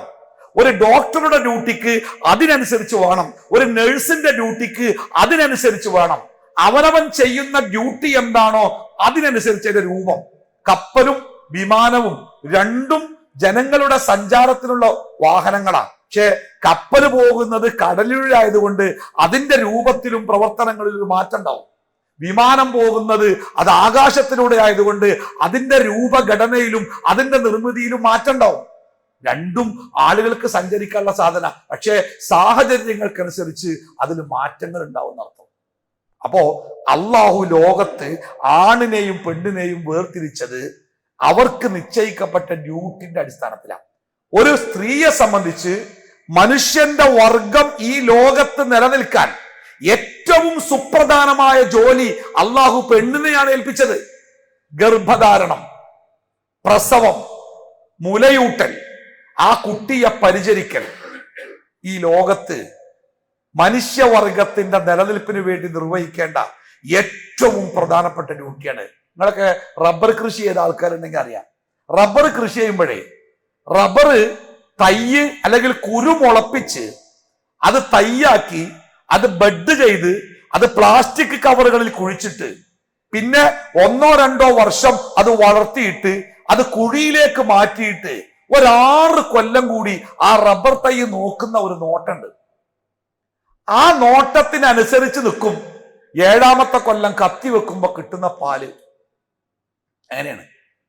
ഒരു റബ്ബർ ഒരു പക്ഷേ 20-30 കൊല്ലൊക്കെ വെട്ടാവുന്ന മരങ്ങൾ ഉണ്ടാവാം. പക്ഷേ ഈ ആദ്യത്തെ 6-7 കൊല്ലണ്ടല്ലോ, ആ കൊല്ലത്തെ ശ്രദ്ധയാണ് പിന്നീടുള്ള 15-20 കൊല്ലത്തെ ആ മരത്തുനിന്ന് കിട്ടുന്ന അധ്വാനം. ഒരു മനുഷ്യനെ സംബന്ധിച്ച് അവന്റെ ജീവിതത്തിലെ ഏറ്റവും പ്രധാനപ്പെട്ട കാലമാണ് ഗർഭാവസ്ഥയിലായത് മുതൽ അവനൊരു മനുഷ്യനായിട്ട് വളരുന്ന ആ സമയം. അത്രയും കാലത്തെ മനുഷ്യന്റെ പരിചരണം പെണ്ണിന് മാത്രം സാധിക്കുന്ന ഒരു ഏർപ്പാടായിട്ടാണ് അള്ളാഹ് നിശ്ചയിച്ചത്. ഏതെങ്കിലും ഒരു പെണ്ണ് എന്റെ പണി നിങ്ങളെടുത്തോളി, നിങ്ങളെ പണി ഞാൻ എടുത്തോളാ എന്ന് പറഞ്ഞാല് ഈ ഒരു പണി പ്രസവിക്കുക, അല്ലെ, ഗർഭം ചുമക്കുക, മുലയൂട്ടുക, അല്ലെ, ഇത് ലോകത്തിലെ മനുഷ്യവംശത്തിന്റെ അടിസ്ഥാനപരമായ ഡ്യൂട്ടി. ആ ഡ്യൂട്ടി നിർവഹിക്കാൻ അള്ളാഹു തെരഞ്ഞെടുത്തത് പെണ്ണിനെയാണ്. അതിന് തെരഞ്ഞെടുത്തത് കൊണ്ട് തന്നെ അതിനാവശ്യമായ മാനസിക ശാരീരിക ഘടന പെണ്ണിനുണ്ട്. കാരുണ്യം, ദയ, അലിവ് തുടങ്ങിയ ആ പ്രായത്തിലുള്ള ഒരു കുട്ടിക്ക് വേണ്ട മാനസിക ഘടന ആ പെണ്ണിന് അള്ളാഹ് കൊടുത്തിട്ടുണ്ട്. അതിന് പറ്റിയ ഗർഭം ധരിക്കാൻ ആവശ്യമായ ഒരു പുരുഷന്റെ കണ്ണിന് അവളോട് മോഹം തോന്നുകയും അവൾ ജീവിതത്തിലേക്ക് വരികയും ചെയ്യത്തക്ക വിധം അവളുടെ അവയവങ്ങൾക്ക് മനോഹാരിത കൊടുത്തിട്ടുണ്ട്. ആ അവയവങ്ങളോട് ആകർഷണം തോന്നിപ്പിച്ചിട്ടുണ്ട്. അതൊക്കെ എന്തിനാ നിങ്ങള്? മനുഷ്യവർഗത്തിന്റെ നിലനിൽപ്പിന് വേണ്ടിയാണ്. അപ്പൊ സ്ത്രീക്കും പുരുഷനും വ്യത്യസ്തമായ ദൗത്യങ്ങൾ നിർവഹിക്കാനുള്ളത് കൊണ്ട് രണ്ടാൾക്കും അതിനനുസരിച്ചുള്ള ശാരീരിക മാനസിക ഘടന കൊടുത്തിട്ടുണ്ട്. അത് നമ്മൾ മനസ്സിലാക്കണം. അത് ഒരു സ്ത്രീയും ഞാൻ ആണാണ് എന്ന് പറഞ്ഞ് അവൾ ആണാവാൻ ശ്രമിച്ചാൽ അവൾക്കൊരിക്കലും ആണാവാൻ കഴിയില്ല. ഇപ്പൊ നമ്മുടെ പുതിയ സിദ്ധാന്ത പ്രകാരം ആണും പെണ്ണും തീരുമാനിക്കേണ്ടത് ജന്മമല്ല, ശാരീരിക രൂപമല്ല. 18 വയസ്സ് കഴിഞ്ഞ ഒരു പെണ്ണ് പറയാണ് ഞാൻ പെണ്ണല്ല ആണാണ് എന്ന് അവള് പറഞ്ഞാൽ പിന്നെ ഓള് ആണാണെന്ന ഓളെ എടീന്ന് വിളിച്ചാൽ വേണമെങ്കിൽ ഓക്ക് കേസ് കൊടുക്കാം, മാനനഷ്ടത്തിന്. എടാന്ന് വിളിക്കണം, ഓൾ ആണത്രേ. മനുഷ്യന്മാര് സാധാരണ പറയലില്ലേ, ഓതി ഓതി ഒത്താനാകുകയെന്ന്. മനുഷ്യന്മാര് പഠിച്ച് മേലോട്ട് പോകുന്തോറും തലയിൽ ആളില്ലാത്ത പൊട്ടന്മാരായി മാറുന്ന ചില ചിത്രങ്ങൾ നമ്മളൊക്കെ കാണാറുണ്ട്. അതിൽപ്പെട്ട ഒന്നത് ഇസ്ലാം പഠിപ്പിച്ചത് ജന്മനാ തന്നെ ആണും പെണ്ണും അത് മാറ്റിയാ മാറൂല. മാറിയെന്ന് ഒരാൾ പറഞ്ഞാൽ അത് കേവലം അഭിനയം മാത്രല്ലേ. അവയവങ്ങളൊക്കെ മുറിച്ചു മാറ്റി പ്ലാസ്റ്റിക് സർജറി ചെയ്ത് ആണ് പെണ്ണായി പെണ്ണാണായിട്ട് പിന്നെ അവരനുഭവിക്കുന്ന തീഷ്ണമായ എടങ്ങേറിന്റെ കഥകൾ വായിച്ചില്ലേ നമ്മള്? അടുത്ത കാലത്ത് കേട്ടില്ലേ നമ്മള്? അവരുടെ അനുഭവങ്ങൾ ഒന്ന് മൂത്രമൊഴിച്ചിട്ട് സുഖമായിട്ട് മൂത്രമൊഴിച്ചിട്ട് കാലങ്ങളായി എന്ന് സങ്കടപ്പെട്ട് പറയുന്ന വാർത്തകൾ നമ്മൾ കേട്ടില്ലേ? അല്ലേ? റസൂൽ എന്താ പറഞ്ഞ കാര്യങ്ങള്? വേഷത്തിൽ പോലും ആണ് പെണ്ണാവാനോ പെണ്ണാണാവാനോ പാടില്ല എന്നാ. വേഷത്തിൽ പോലും. എന്താ കാരണം? അത് രണ്ടും വേർതിരിഞ്ഞ് കിടക്കേണ്ട സംഗതികളാണ്. ഒന്നൊന്നിനേക്കാൾ പ്രധാനമായത് കൊണ്ടല്ല, രണ്ടിനും അതിൻ്റെതായ ദൗത്യങ്ങളുണ്ട്. ഇപ്പൊ നമ്മളൊക്കെ ഒരു കല്യാണത്തിന് പോയാല് ആ കല്യാണത്തിൽ വന്ന കാറ്ററിംഗിന്റെ കുട്ടികളുണ്ടല്ലോ, അവർ പണിക്കാര്, അവര് പ്രത്യേക ഡ്രസ്സ് ഇടണം. എന്തിനറിയോ? ഞാനൊരു കല്യാണത്തിന് പോയി. വെറുതെ മെഡിക്കൽ കോളേജിലെ വിദ്യാർത്ഥികളെ ആണും പെണ്ണൊക്കെ. അവിടെ ഭയങ്കര രസകരമായ അനുഭവമുണ്ട്. ആൾക്കാർ ചിരിച്ചിട്ട്, അതായത് ഈ പുതിയാപ്പളന്റെ ഭാഗത്തുനിന്ന് പുതിയാപ്പളന്റെ കൂടെ വന്നവരൊക്കെ ഒരു പ്രത്യേക ഡ്രസ്സാ, ഒരു വെള്ള ഷർട്ടും അതിന്റെ മേലെ ഒരു ചുവന്ന കോട്ടും. ഇവര് വന്നപ്പോ കാറ്ററിംഗിന്റെ ആ വെള്ളമായിട്ട് വന്ന കാറ്ററിംഗ് ആൾക്കാരുണ്ടല്ലോ, ഓരും ഇതേ ഡ്രസ്സാ, വെള്ള കുപ്പായും ചുവന്ന കോട്ടും. ആ അവസാനം പുതിയാവളം വന്നതൊക്കെ കോട്ട് ഉരിങ്ങാണ്ട് വണ്ടി കൊണ്ടുപോയിട്ട് വെറും വെള്ളക്കുപ്പായത്തിൽ വന്നപ്പോഴാണ്. അല്ലെ? എന്തിനാ അവർക്കൊരു മാറ്റം? അത് വേറൊന്നുമല്ല, തിരിച്ചറിയപ്പെടാൻ വേണ്ടിയാണ്. തിരിച്ചറിയപ്പെടാൻ, ഓരോ ഡ്യൂട്ടി ചെയ്യുന്നവരെ തിരിച്ചറിയാൻ, ആണിനെ ആണായി തിരിച്ചറിയാൻ അവന്റെ വസ്ത്രങ്ങൾ, പെണ്ണിനെ പെണ്ണായി തിരിച്ചറിയാൻ അവന്റെ വസ്ത്രങ്ങൾ. അത് ആണ് പെണ്ണിന്റെ വസ്ത്രമോ പെണ്ണാണിന്റെ വസ്ത്രമോ ധരിക്കരുത്. അപ്പൊ ഒരു പെൺകുട്ടിനോട് ചോദിച്ചു, ഇസ്ലാം മത പ്രകാരം ആണിന്റെ വസ്ത്രം ഏതാണ്, പെണ്ണിന്റെ വസ്ത്രം ഏതാണ്? ഖുർആനിലോ ഹദീസിലോ എവിടെയെങ്കിലും ഇന്ന വസ്ത്രങ്ങൾ ആണിന്റെ വസ്ത്രമാണ്, ഇന്ന വസ്ത്രം പെണ്ണിന്റെ വസ്ത്രമാണെന്ന് പറഞ്ഞിട്ടുണ്ടോ? ഇവിടെ കേരളത്തിലെ പെണ്ണുങ്ങൾ ഓരോ പെണ്ണുങ്ങളെ വസ്ത്രമായിട്ട് ധരിക്കുന്ന നെയ്റ്റിയാണ് ആ സൗദി അറേബ്യ ചെന്ന ആണുങ്ങളെ വസ്ത്രം. അല്ലെ? ഇവിടെ കേരളത്തിലെ പെണ്ണുങ്ങൾ ധരിക്കുന്ന ഓല ചുരിദാറാണ് ഉത്തരേന്ത്യയിൽ ചെന്നാൽ ആണുങ്ങളെ വസ്ത്രം. ഇതിൽ ഏതാ ആണിന്റെ വസ്ത്രം, ഏതാ പെണ്ണിന്റെ വസ്ത്രം? അതിന്റെ ആയത്തും ഹദീസും ഓതി തരുമോ? പാന്റ് ആണിന്റെ വസ്ത്രമാണ്, ഏത് ഹദീസിലുള്ളത്? ഷർട്ട് ആണിന്റെ വസ്ത്രമാണ്, ഏത് ഖുർആനിലുള്ളത്? എന്നൊക്കെ ചോദിച്ചിട്ട് കുട്ടികളൊക്കെ ഇപ്പൊ പഴയ നിലവാരമല്ല, വലിയ നിലവാരാ. നമ്മളിങ്ങനെ എപ്പോഴും പഴയ ആ ഫിഖും മസാലയും വായിച്ചിങ്ങനെ ഇരുന്നാല് ഒരിക്കലും ഈ മക്കൾക്ക് മറുപടി എടുക്കാൻ പറ്റില്ല കേട്ടോ. അവർക്ക് മറുപടി കൊടുക്കണമെങ്കിൽ നമ്മൾ പഠിക്കുന്ന പുസ്തകമൊക്കെ ഒന്നും ഇപ്പോഴും നമ്മളൊക്കെ അറബി കോളേജിൽ നിന്ന് വളരാത്ത എന്താ പറയുക, ഇപ്പോഴും അറബി കോളേജിൽ പഴയ മുല്ലക്കി അന്നത്തെ പുസ്തകം കാലം മാറിയതൊന്നും അറിയാതെ ആ പഴയ സിലബസ് ഇങ്ങനെ വായിച്ചു പോവുക. പുതിയ കാലത്തിന്റെ ചോദ്യങ്ങൾക്കൊന്നും മറുപടി പറയാൻ ഒരു ഹൈത്തമിയോ ഒരു എം എം അക്ബറോ ഒക്കെ നമ്മുടെ സമൂഹത്തിൽ പിറക്കാത്ത എന്തുകൊണ്ടാണ്? നമ്മുടെ വിദ്യാഭ്യാസ സംവിധാനത്തിന്റെ തകരാറാ. മുസ്ലിം സമൂഹം ഇത്ര വലിയ പുരോഗതി സാമ്പത്തികമായിട്ടൊക്കെ നേടിയിട്ടും മതപഠന രംഗത്ത് ഒരടി മുന്നോട്ട് വെക്കാൻ എപ്പോഴും പറ്റിയിട്ടില്ല. ആ സ്റ്റോപ്പ് തന്നെ. ഒരു 500 കൊല്ലം മുമ്പ് ഓതിയ കിതാബിന്റെ എപ്പോഴും തന്നെ അതേ വ്യാഖ്യാനങ്ങളാ. അല്ലേ? അതുകൊണ്ട് തന്നെ കാലത്തിന്റെ പുതിയ ചോദ്യങ്ങൾ ചോദിക്കുമ്പോൾ ആ ചോദ്യങ്ങൾക്ക് ഉത്തരം പറയാൻ പലർക്കും പറ്റുന്നില്ല. എന്തായാലും പോട്ടെ, നമ്മുടെ വിഷയം അതല്ല. അപ്പോ ഇവിടെ ആണും പെണ്ണും തിരിച്ചറിയപ്പെടുന്ന വസ്ത്രങ്ങൾ ഉണ്ടാവണം.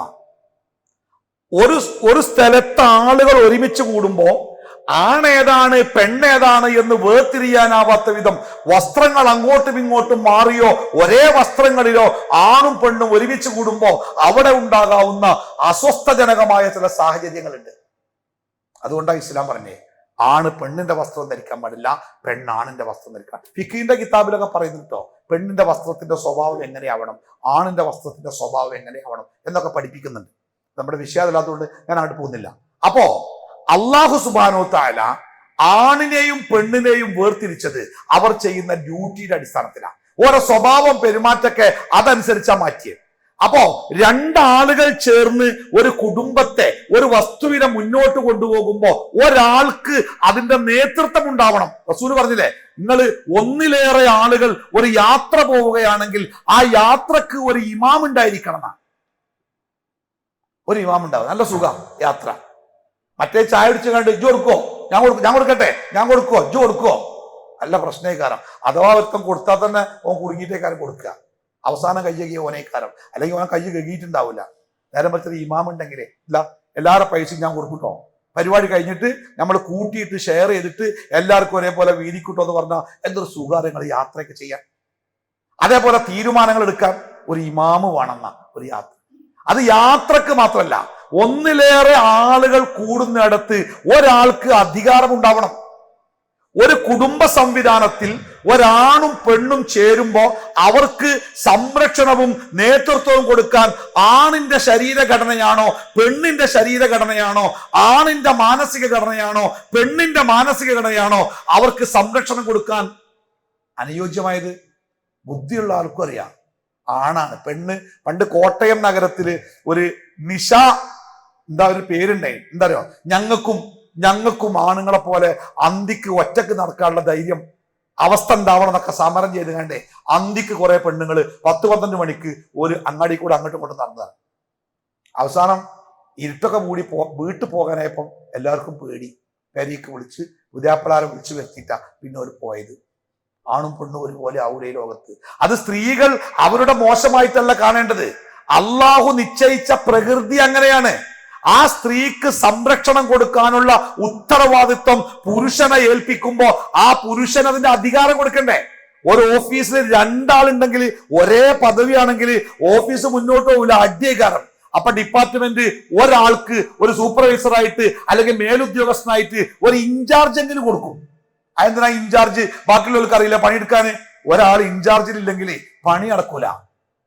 അപ്പൊ കുടുംബം എന്ന സംവിധാനം ഒന്നിലേറെ മനുഷ്യരെ ചേർത്ത് മുന്നോട്ട് കൊണ്ടുപോകുമ്പോ അത് നയിക്കാനും അതിന് സംരക്ഷണം കൊടുക്കാനും ഒരാൾ വേണമല്ലോ. ആ ഒരാളെ തെരഞ്ഞെടുക്കുമ്പോ ആണാണോ പെണ്ണാണോ ശരീരം കൊണ്ടും മനസ്സുകൊണ്ടും അതിന് പ്രാപ്തനായിട്ടുള്ളത് അല്ലെ? 10 പെണ്ണുങ്ങൾ പോകുമ്പോഴും ഒരു ഒറ്റക്കാണെങ്കിൽ ഒരു ഇടങ്ങേറിക്കാരം. ആ പെണ്ണുങ്ങളുടെ കൂടെ ഒരു 10 വയസ്സുള്ള ഒരു ആൺകുട്ടി ഉണ്ടെങ്കിൽ, ഒരു ആൺതോണ ഉണ്ടെങ്കിൽ അല്ലെ, അതൊരു സമാധാനമല്ലേ? ആ പെണ്ണുങ്ങൾക്കുള്ള സമാധാനമല്ലേ? തീർച്ചയായിട്ടും അങ്ങനെ തന്നെയാണ്. കാരണം ആണിനെ അള്ളാഹു അതിനു വേണ്ടി ഉണ്ടാക്കിയതാ, പെണ്ണിന് സംരക്ഷണം കൊടുക്കാൻ. അതുകൊണ്ട് തന്നെ സംരക്ഷണം കൊടുക്കുമ്പോൾ പോലീസ് ഉദ്യോഗസ്ഥന്മാർക്ക് അവർക്ക് ചില അധികാരങ്ങൾ ഡിപ്പാർട്ട്മെന്റ് ഏറെ കൊടുത്തത് നമുക്ക് സംരക്ഷണം തരാൻ. അവർക്ക് ആ അധികാരങ്ങൾ കൂടിയേ പറ്റൂ. പോടാ എന്ന് പറയുമ്പോ ഇയാൾ എന്നോട് പറയാൻ എന്ന് അവരോട് ചോദിക്കാൻ പാടില്ല. പോടാന്ന് പറഞ്ഞാൽ പൊയ്ക്കോളണം. അതിന് പറ്റിയ ഭാഷയും അതിന് പറ്റിയ രീതിയും അവർക്ക് ഉണ്ടാവണം. പോലീസിന്റെ പരിശീലനം മുഴുവൻ അങ്ങനെയാണ്.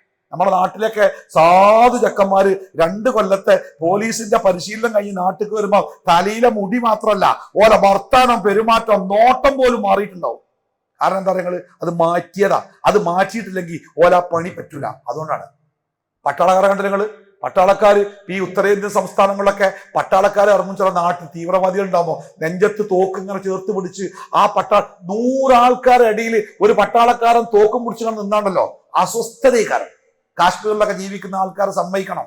കാരണം ഈ ആരോടും മിണ്ടാതെ ഒന്ന് ചിരിക്കാതെ നെഞ്ചത്ത് ചേർത്ത് വെച്ച മെഷീൻ ഗണ്ണുമായിട്ട് ഒരിങ്ങനെ ഒന്നും ചെയ്യണ്ട, ഒരിങ്ങനെ നടന്നാ മതി. അത് ബാക്കിയുള്ള മനുഷ്യന്മാരെ എങ്ങനെ ബാധിക്കുന്ന നിങ്ങൾ? അപ്പോ ഓരോ ഉത്തരവാദിത്വത്തിനും ഓരോ രീതികളുണ്ട്. കുടുംബം എന്ന ലോകത്തിലെ ഏറ്റവും ഉത്തരവാദിത്തമുള്ള സംവിധാനത്തെ നയിക്കാൻ അള്ളാഹു ആണിനെ നിശ്ചയിക്കുമ്പോൾ അത് മുന്നോട്ട് കൊണ്ടുപോകണമെങ്കിൽ ചില അധികാരങ്ങളും. അപ്പൊ നമ്മൾ കമ്മിറ്റി പ്രസിഡന്റ് സെക്രട്ടറിയെ തെരഞ്ഞെടുക്കുമ്പോഴേ ചിലപ്പോൾ ഇഷ്ടമല്ലാത്ത ആൾക്കാരെ പ്രസിഡന്റ് ആക്കും. അപ്പൊ ആ പ്രസിഡന്റ് നീച്ചെന്ന് പറയും, സംഗതി എനിക്ക് ഇഷ്ടമല്ല, ഞാൻ വേണ്ടാന്ന് പറഞ്ഞ് അപ്പൊ നിങ്ങളുടെ പ്രസിഡന്റ് ആക്കിയ ശേഷം ഒരു കാര്യമുണ്ട്, ഞാൻ പറയണൊക്കെ നിങ്ങൾ കേൾക്കണം കേട്ടോ. അത് കേൾക്കൂല എന്ന് പറഞ്ഞിട്ട് ഞങ്ങളെ പോലെയാണ് പറഞ്ഞാല് മൂപ്പര് രാജിച്ചു പോകും. ആയിക്കോട്ടെ നിങ്ങൾ പറഞ്ഞോളൂ, ഞങ്ങൾ കേട്ടോളാം പറഞ്ഞാൽ ആയിക്കോട്ടെ എന്നാ ഞാൻ ഏറ്റെടുത്താൽ പറയാം. അങ്ങനെയാണ് ഒരു ഉത്തരവാദിത്തം ഒരാളെ ഏൽപ്പിക്കുമ്പോൾ അതിന്റെ കീഴിലുള്ളവരെ ഭരിക്കാനും നയിക്കാനും ആ ഉത്തരവാദിത്തം ഏറ്റെടുത്തവന് സാധിക്കണം. അതിന് പറ്റുന്ന അധികാരമാണ് പെണ്ണിനേക്കാൾ ഒരേപടി മേലെ എന്ന് അള്ളാഹു ആണിന് കൊടുത്തത്. മാത്രല്ല അത് കൊടുത്തേടെ തന്നെ അള്ള പറഞ്ഞത് എന്തിനാണ് അള്ളാഹു ആണിനെ ഒരു പടി മേലെയാക്കിയത് എന്ന ചോദ്യത്തിന് അള്ള കൊടുത്ത മറുപടി എന്താ പറയുക, അവരുടെ സംരക്ഷണം, അവളുടെ ഉപജീവനം അത് അവന്റെ ബാധ്യതയാണെന്നാണ്. ഞാനൊരു കുടുംബത്തിന്റെ നാഥനാവുമ്പോഴേ, ഞാൻ അധ്വാനിച്ചതിന്റെ പണം കൊണ്ട് ഞാൻ എൻ്റെ കുടുംബം പോറ്റുമ്പോഴേ ചിലപ്പോൾ എൻ്റെ ഭാര്യയോട് കുടുംബത്തോട് എനിക്ക് ചില കാര്യങ്ങൾ കൽപ്പിക്കേണ്ടി വരും. അത് അവരെ അനുസരിക്കേണ്ടി വരും. അതല്ലെങ്കിൽ തന്നെ അവർ തോന്നിയതുപോലെ അവരും എനിക്ക് തോന്നിയതുപോലെ ഞാനും ചെയ്യാൻ നിന്നാലേ കുടുംബം തവിടുപിടിയോ. ഇനി വർത്തമാനകാലത്തെ ചില സംഭവങ്ങൾ കൂടി പറഞ്ഞ് ഞാനത് അവസാനിപ്പിക്കാം. മനുഷ്യന്റെ നിലനിൽപ്പിന് അള്ളാഹു നിശ്ചയിച്ച മുൻഗണനാക്രമമാണ് ഞാനിപ്പോ ഈ പറഞ്ഞത്. എന്നാൽ മനുഷ്യൻ, ഞാൻ നേരത്തെ പറഞ്ഞല്ലോ, വിവരം കൂടിയപ്പോ മനുഷ്യന്റെ തലയിലെ ബുദ്ധിയൊക്കെ നഷ്ടപ്പെട്ടപ്പോ ഈ രംഗത്തൊരു അട്ടിമറി ഉണ്ടായി. എന്താ നിങ്ങള്, ആണ് ഉത്തരവാദിത്വത്തിൽ നിന്ന് ഉൾവലിയുകയും പെണ്ണ് മുന്നിലേക്ക് വരികയും ചെയ്യുന്ന ഒരു സാമൂഹിക അവസ്ഥ ഉണ്ടായി. 3000-ഓളം കുട്ടികൾ പഠിക്കുന്ന ഒരു സ്ഥാപനത്തില് സ്കൂൾ പാർലമെന്റ് ഇലക്ഷൻ നടക്കുമ്പോ അതിന് നേതൃത്വം കൊടുക്കുന്ന അധ്യാപകൻ പറഞ്ഞേ 96% മത്സരാർത്ഥികളും പെൺകുട്ടികളാണ്, ആൺകുട്ടികളില്ല. അവർക്ക് താല്പര്യമല്ല. അധികാരം, കാര്യങ്ങൾ ചെയ്യാനൊക്കെ. നിങ്ങളുടെ ക്ലാസ്സിൽ 60-70 കുട്ടികളോട് ഒരു കുട്ടി ഇങ്ങോട്ട് മുന്നിക്ക് വരും എന്ന് പറഞ്ഞാൽ ഉറപ്പിച്ചോളുണ്ടു, ആദ്യം വരുന്ന കുട്ടിയും പിന്നെ വരുന്ന കുട്ടിയും പിന്നെ വരുന്ന കുട്ടിയും പിന്നെ വരുന്ന കുട്ടിയും പെണ്ണേകാരം. സ്ത്രീകളിൽ ഉണ്ടായ ഒരു ജാഗരണം, അതിൻ്റെ ഒരു കാരണം കൂടിയുണ്ട്. ആണുങ്ങളാണ്. ആണുങ്ങൾ പൊതുവെ ഉത്തരവാദിത്വത്തിൽ നിന്ന് പതുക്കൻ പിരിവലി. കുട്ടീനെ സുഖല്ല, ആശുപത്രി കൊണ്ടുപോകണം. ആർക്കാ ആശുപത്രി കൊണ്ടുപോകേണ്ട ബാധ്യത? ബാപ്പാക്കാണ്, പുരുഷനാണ്, ഒരു സംശയമല്ല. പക്ഷെ അവിടെ നമ്മൾ വന്ന് അനക്കണം കൊണ്ടേ കൂടെ, എന്റെ കയ്യിൽ പൈസ അല്ലേ, എന്റെ പൈസ ചെലവാക്കിക്കൂടെ, ഇന്നെ തന്നെ കാത്തുക്കണം. ഓൾ ആശുപത്രി പോയി, ഓള് പഞ്ചായത്ത് പോയി, ഓള് വില്ലേജ് പോയി, ഓള് റേഷൻ പീടി പോയി, ഓള് പോയി. അപ്പൊ ആണെന്ന് തോന്നി ഇത് കുഴപ്പമില്ലല്ലോ, ഇത് സുഖമുള്ള ഒരു പരിപാടിയാണല്ലോ, നമ്മളിങ്ങനെ വരുന്നാല് ഓളൊക്കെ ചെയ്തോളൂല്ലോ. അങ്ങനെ ആണ് പതുക്കെ പതുക്കെ പതുക്കെ കണ്ട് വലിഞ്ഞ് അതിലേക്ക് നിർബന്ധിതാവസ്ഥയിൽ ഈ സ്ത്രീകൾക്കാണ് കയറി നിൽക്കേണ്ടി വന്നത്. അതുകൊണ്ട് എന്താ സംഭവിച്ചാൽ ഞങ്ങള് കുറച്ച് കഴിഞ്ഞപ്പോ ആണിന് ഒരു പൊസിഷൻ ഉണ്ടായിനി. ആ പൊസിഷൻ പിടുത്തം വിട്ടു. പന്തളിക്കുമ്പോഴൊക്കെ ഒരാളെ കൃത്യമായ പൊസിഷനിൽ വെച്ചാല് ഓൻ ആ പൊസിഷനിൽ കളിച്ചില്ലെങ്കിൽ പിന്നെ ഓന് പന്തിട്ടൂല. കണ്ട് ചില വേൾഡ് കപ്പ് കളിക്കുമ്പോൾ ആളുകൾ പ്രതീക്ഷയോടുകൂടി നിൽക്കുന്ന ചില കളിക്കാർ കാണാം, പന്ത് കിട്ടാതെ ഗ്രൗണ്ടിൽ കൂടെ ഇങ്ങനെ അലഞ്ഞിങ്ങനെ നടക്കണം. എന്താ അറിയാം, അവന്റെ പൊസിഷനിൽ എവിടെ ഒരു അബദ്ധം പറ്റിയതാ, പിന്നെ ഓന് പന്ത് കിട്ടിയിട്ടില്ല. പിന്നെ ഇങ്ങനെ ആൾക്കാരൊക്കെ കിട്ടുന്നുണ്ട്, ഓന് മാത്രം കിട്ടില്ല. അല്ലേ? ചില സ്ഥലത്ത് അങ്ങനെയാണ്.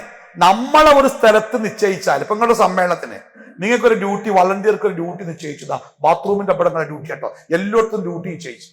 നമ്മൾ അവിടുന്ന് ചാടി കുറച്ചിട്ട് വന്നപ്പോ അറിയാം, മനസ്സിലായത് നമ്മളൊന്നുമല്ല, നമുക്ക് എവിടെ ഒരു ജോലിയില്ല, നമുക്ക് എവിടെ ഒരു പണിയില്ല, നമ്മളെ ആരും പരിഗണിക്കൂല. അപ്പൊ നമ്മൾ എങ്ങോട്ടും ചാടി അവിടെ തന്നെ ചെന്നാൽ നോക്കും, പക്ഷെ അവിടെ വേറെ ആളെ നിന്ന് നോക്കും. അപ്പോഴാണ് നമുക്ക് മനസ്സിലാവുക, ഏൽപ്പിക്കപ്പെട്ട ഇടത്തിൽ നിന്ന് മാറിയാൽ പിന്നെ 5 പൈസന്റെ വില ഉണ്ടാവില്ല. ബാപ്പാന്ന് നമ്മുടെ മക്കള് നമ്മളെ വിളിക്കുന്ന ഇടത്തുനിന്ന് ബാപ്പാന്റെ പോസ്റ്റിൽ നിന്ന് നമ്മൾ മാറിയാല് പിന്നെ ഏത് പോസ്റ്റിലെ നമ്മളെ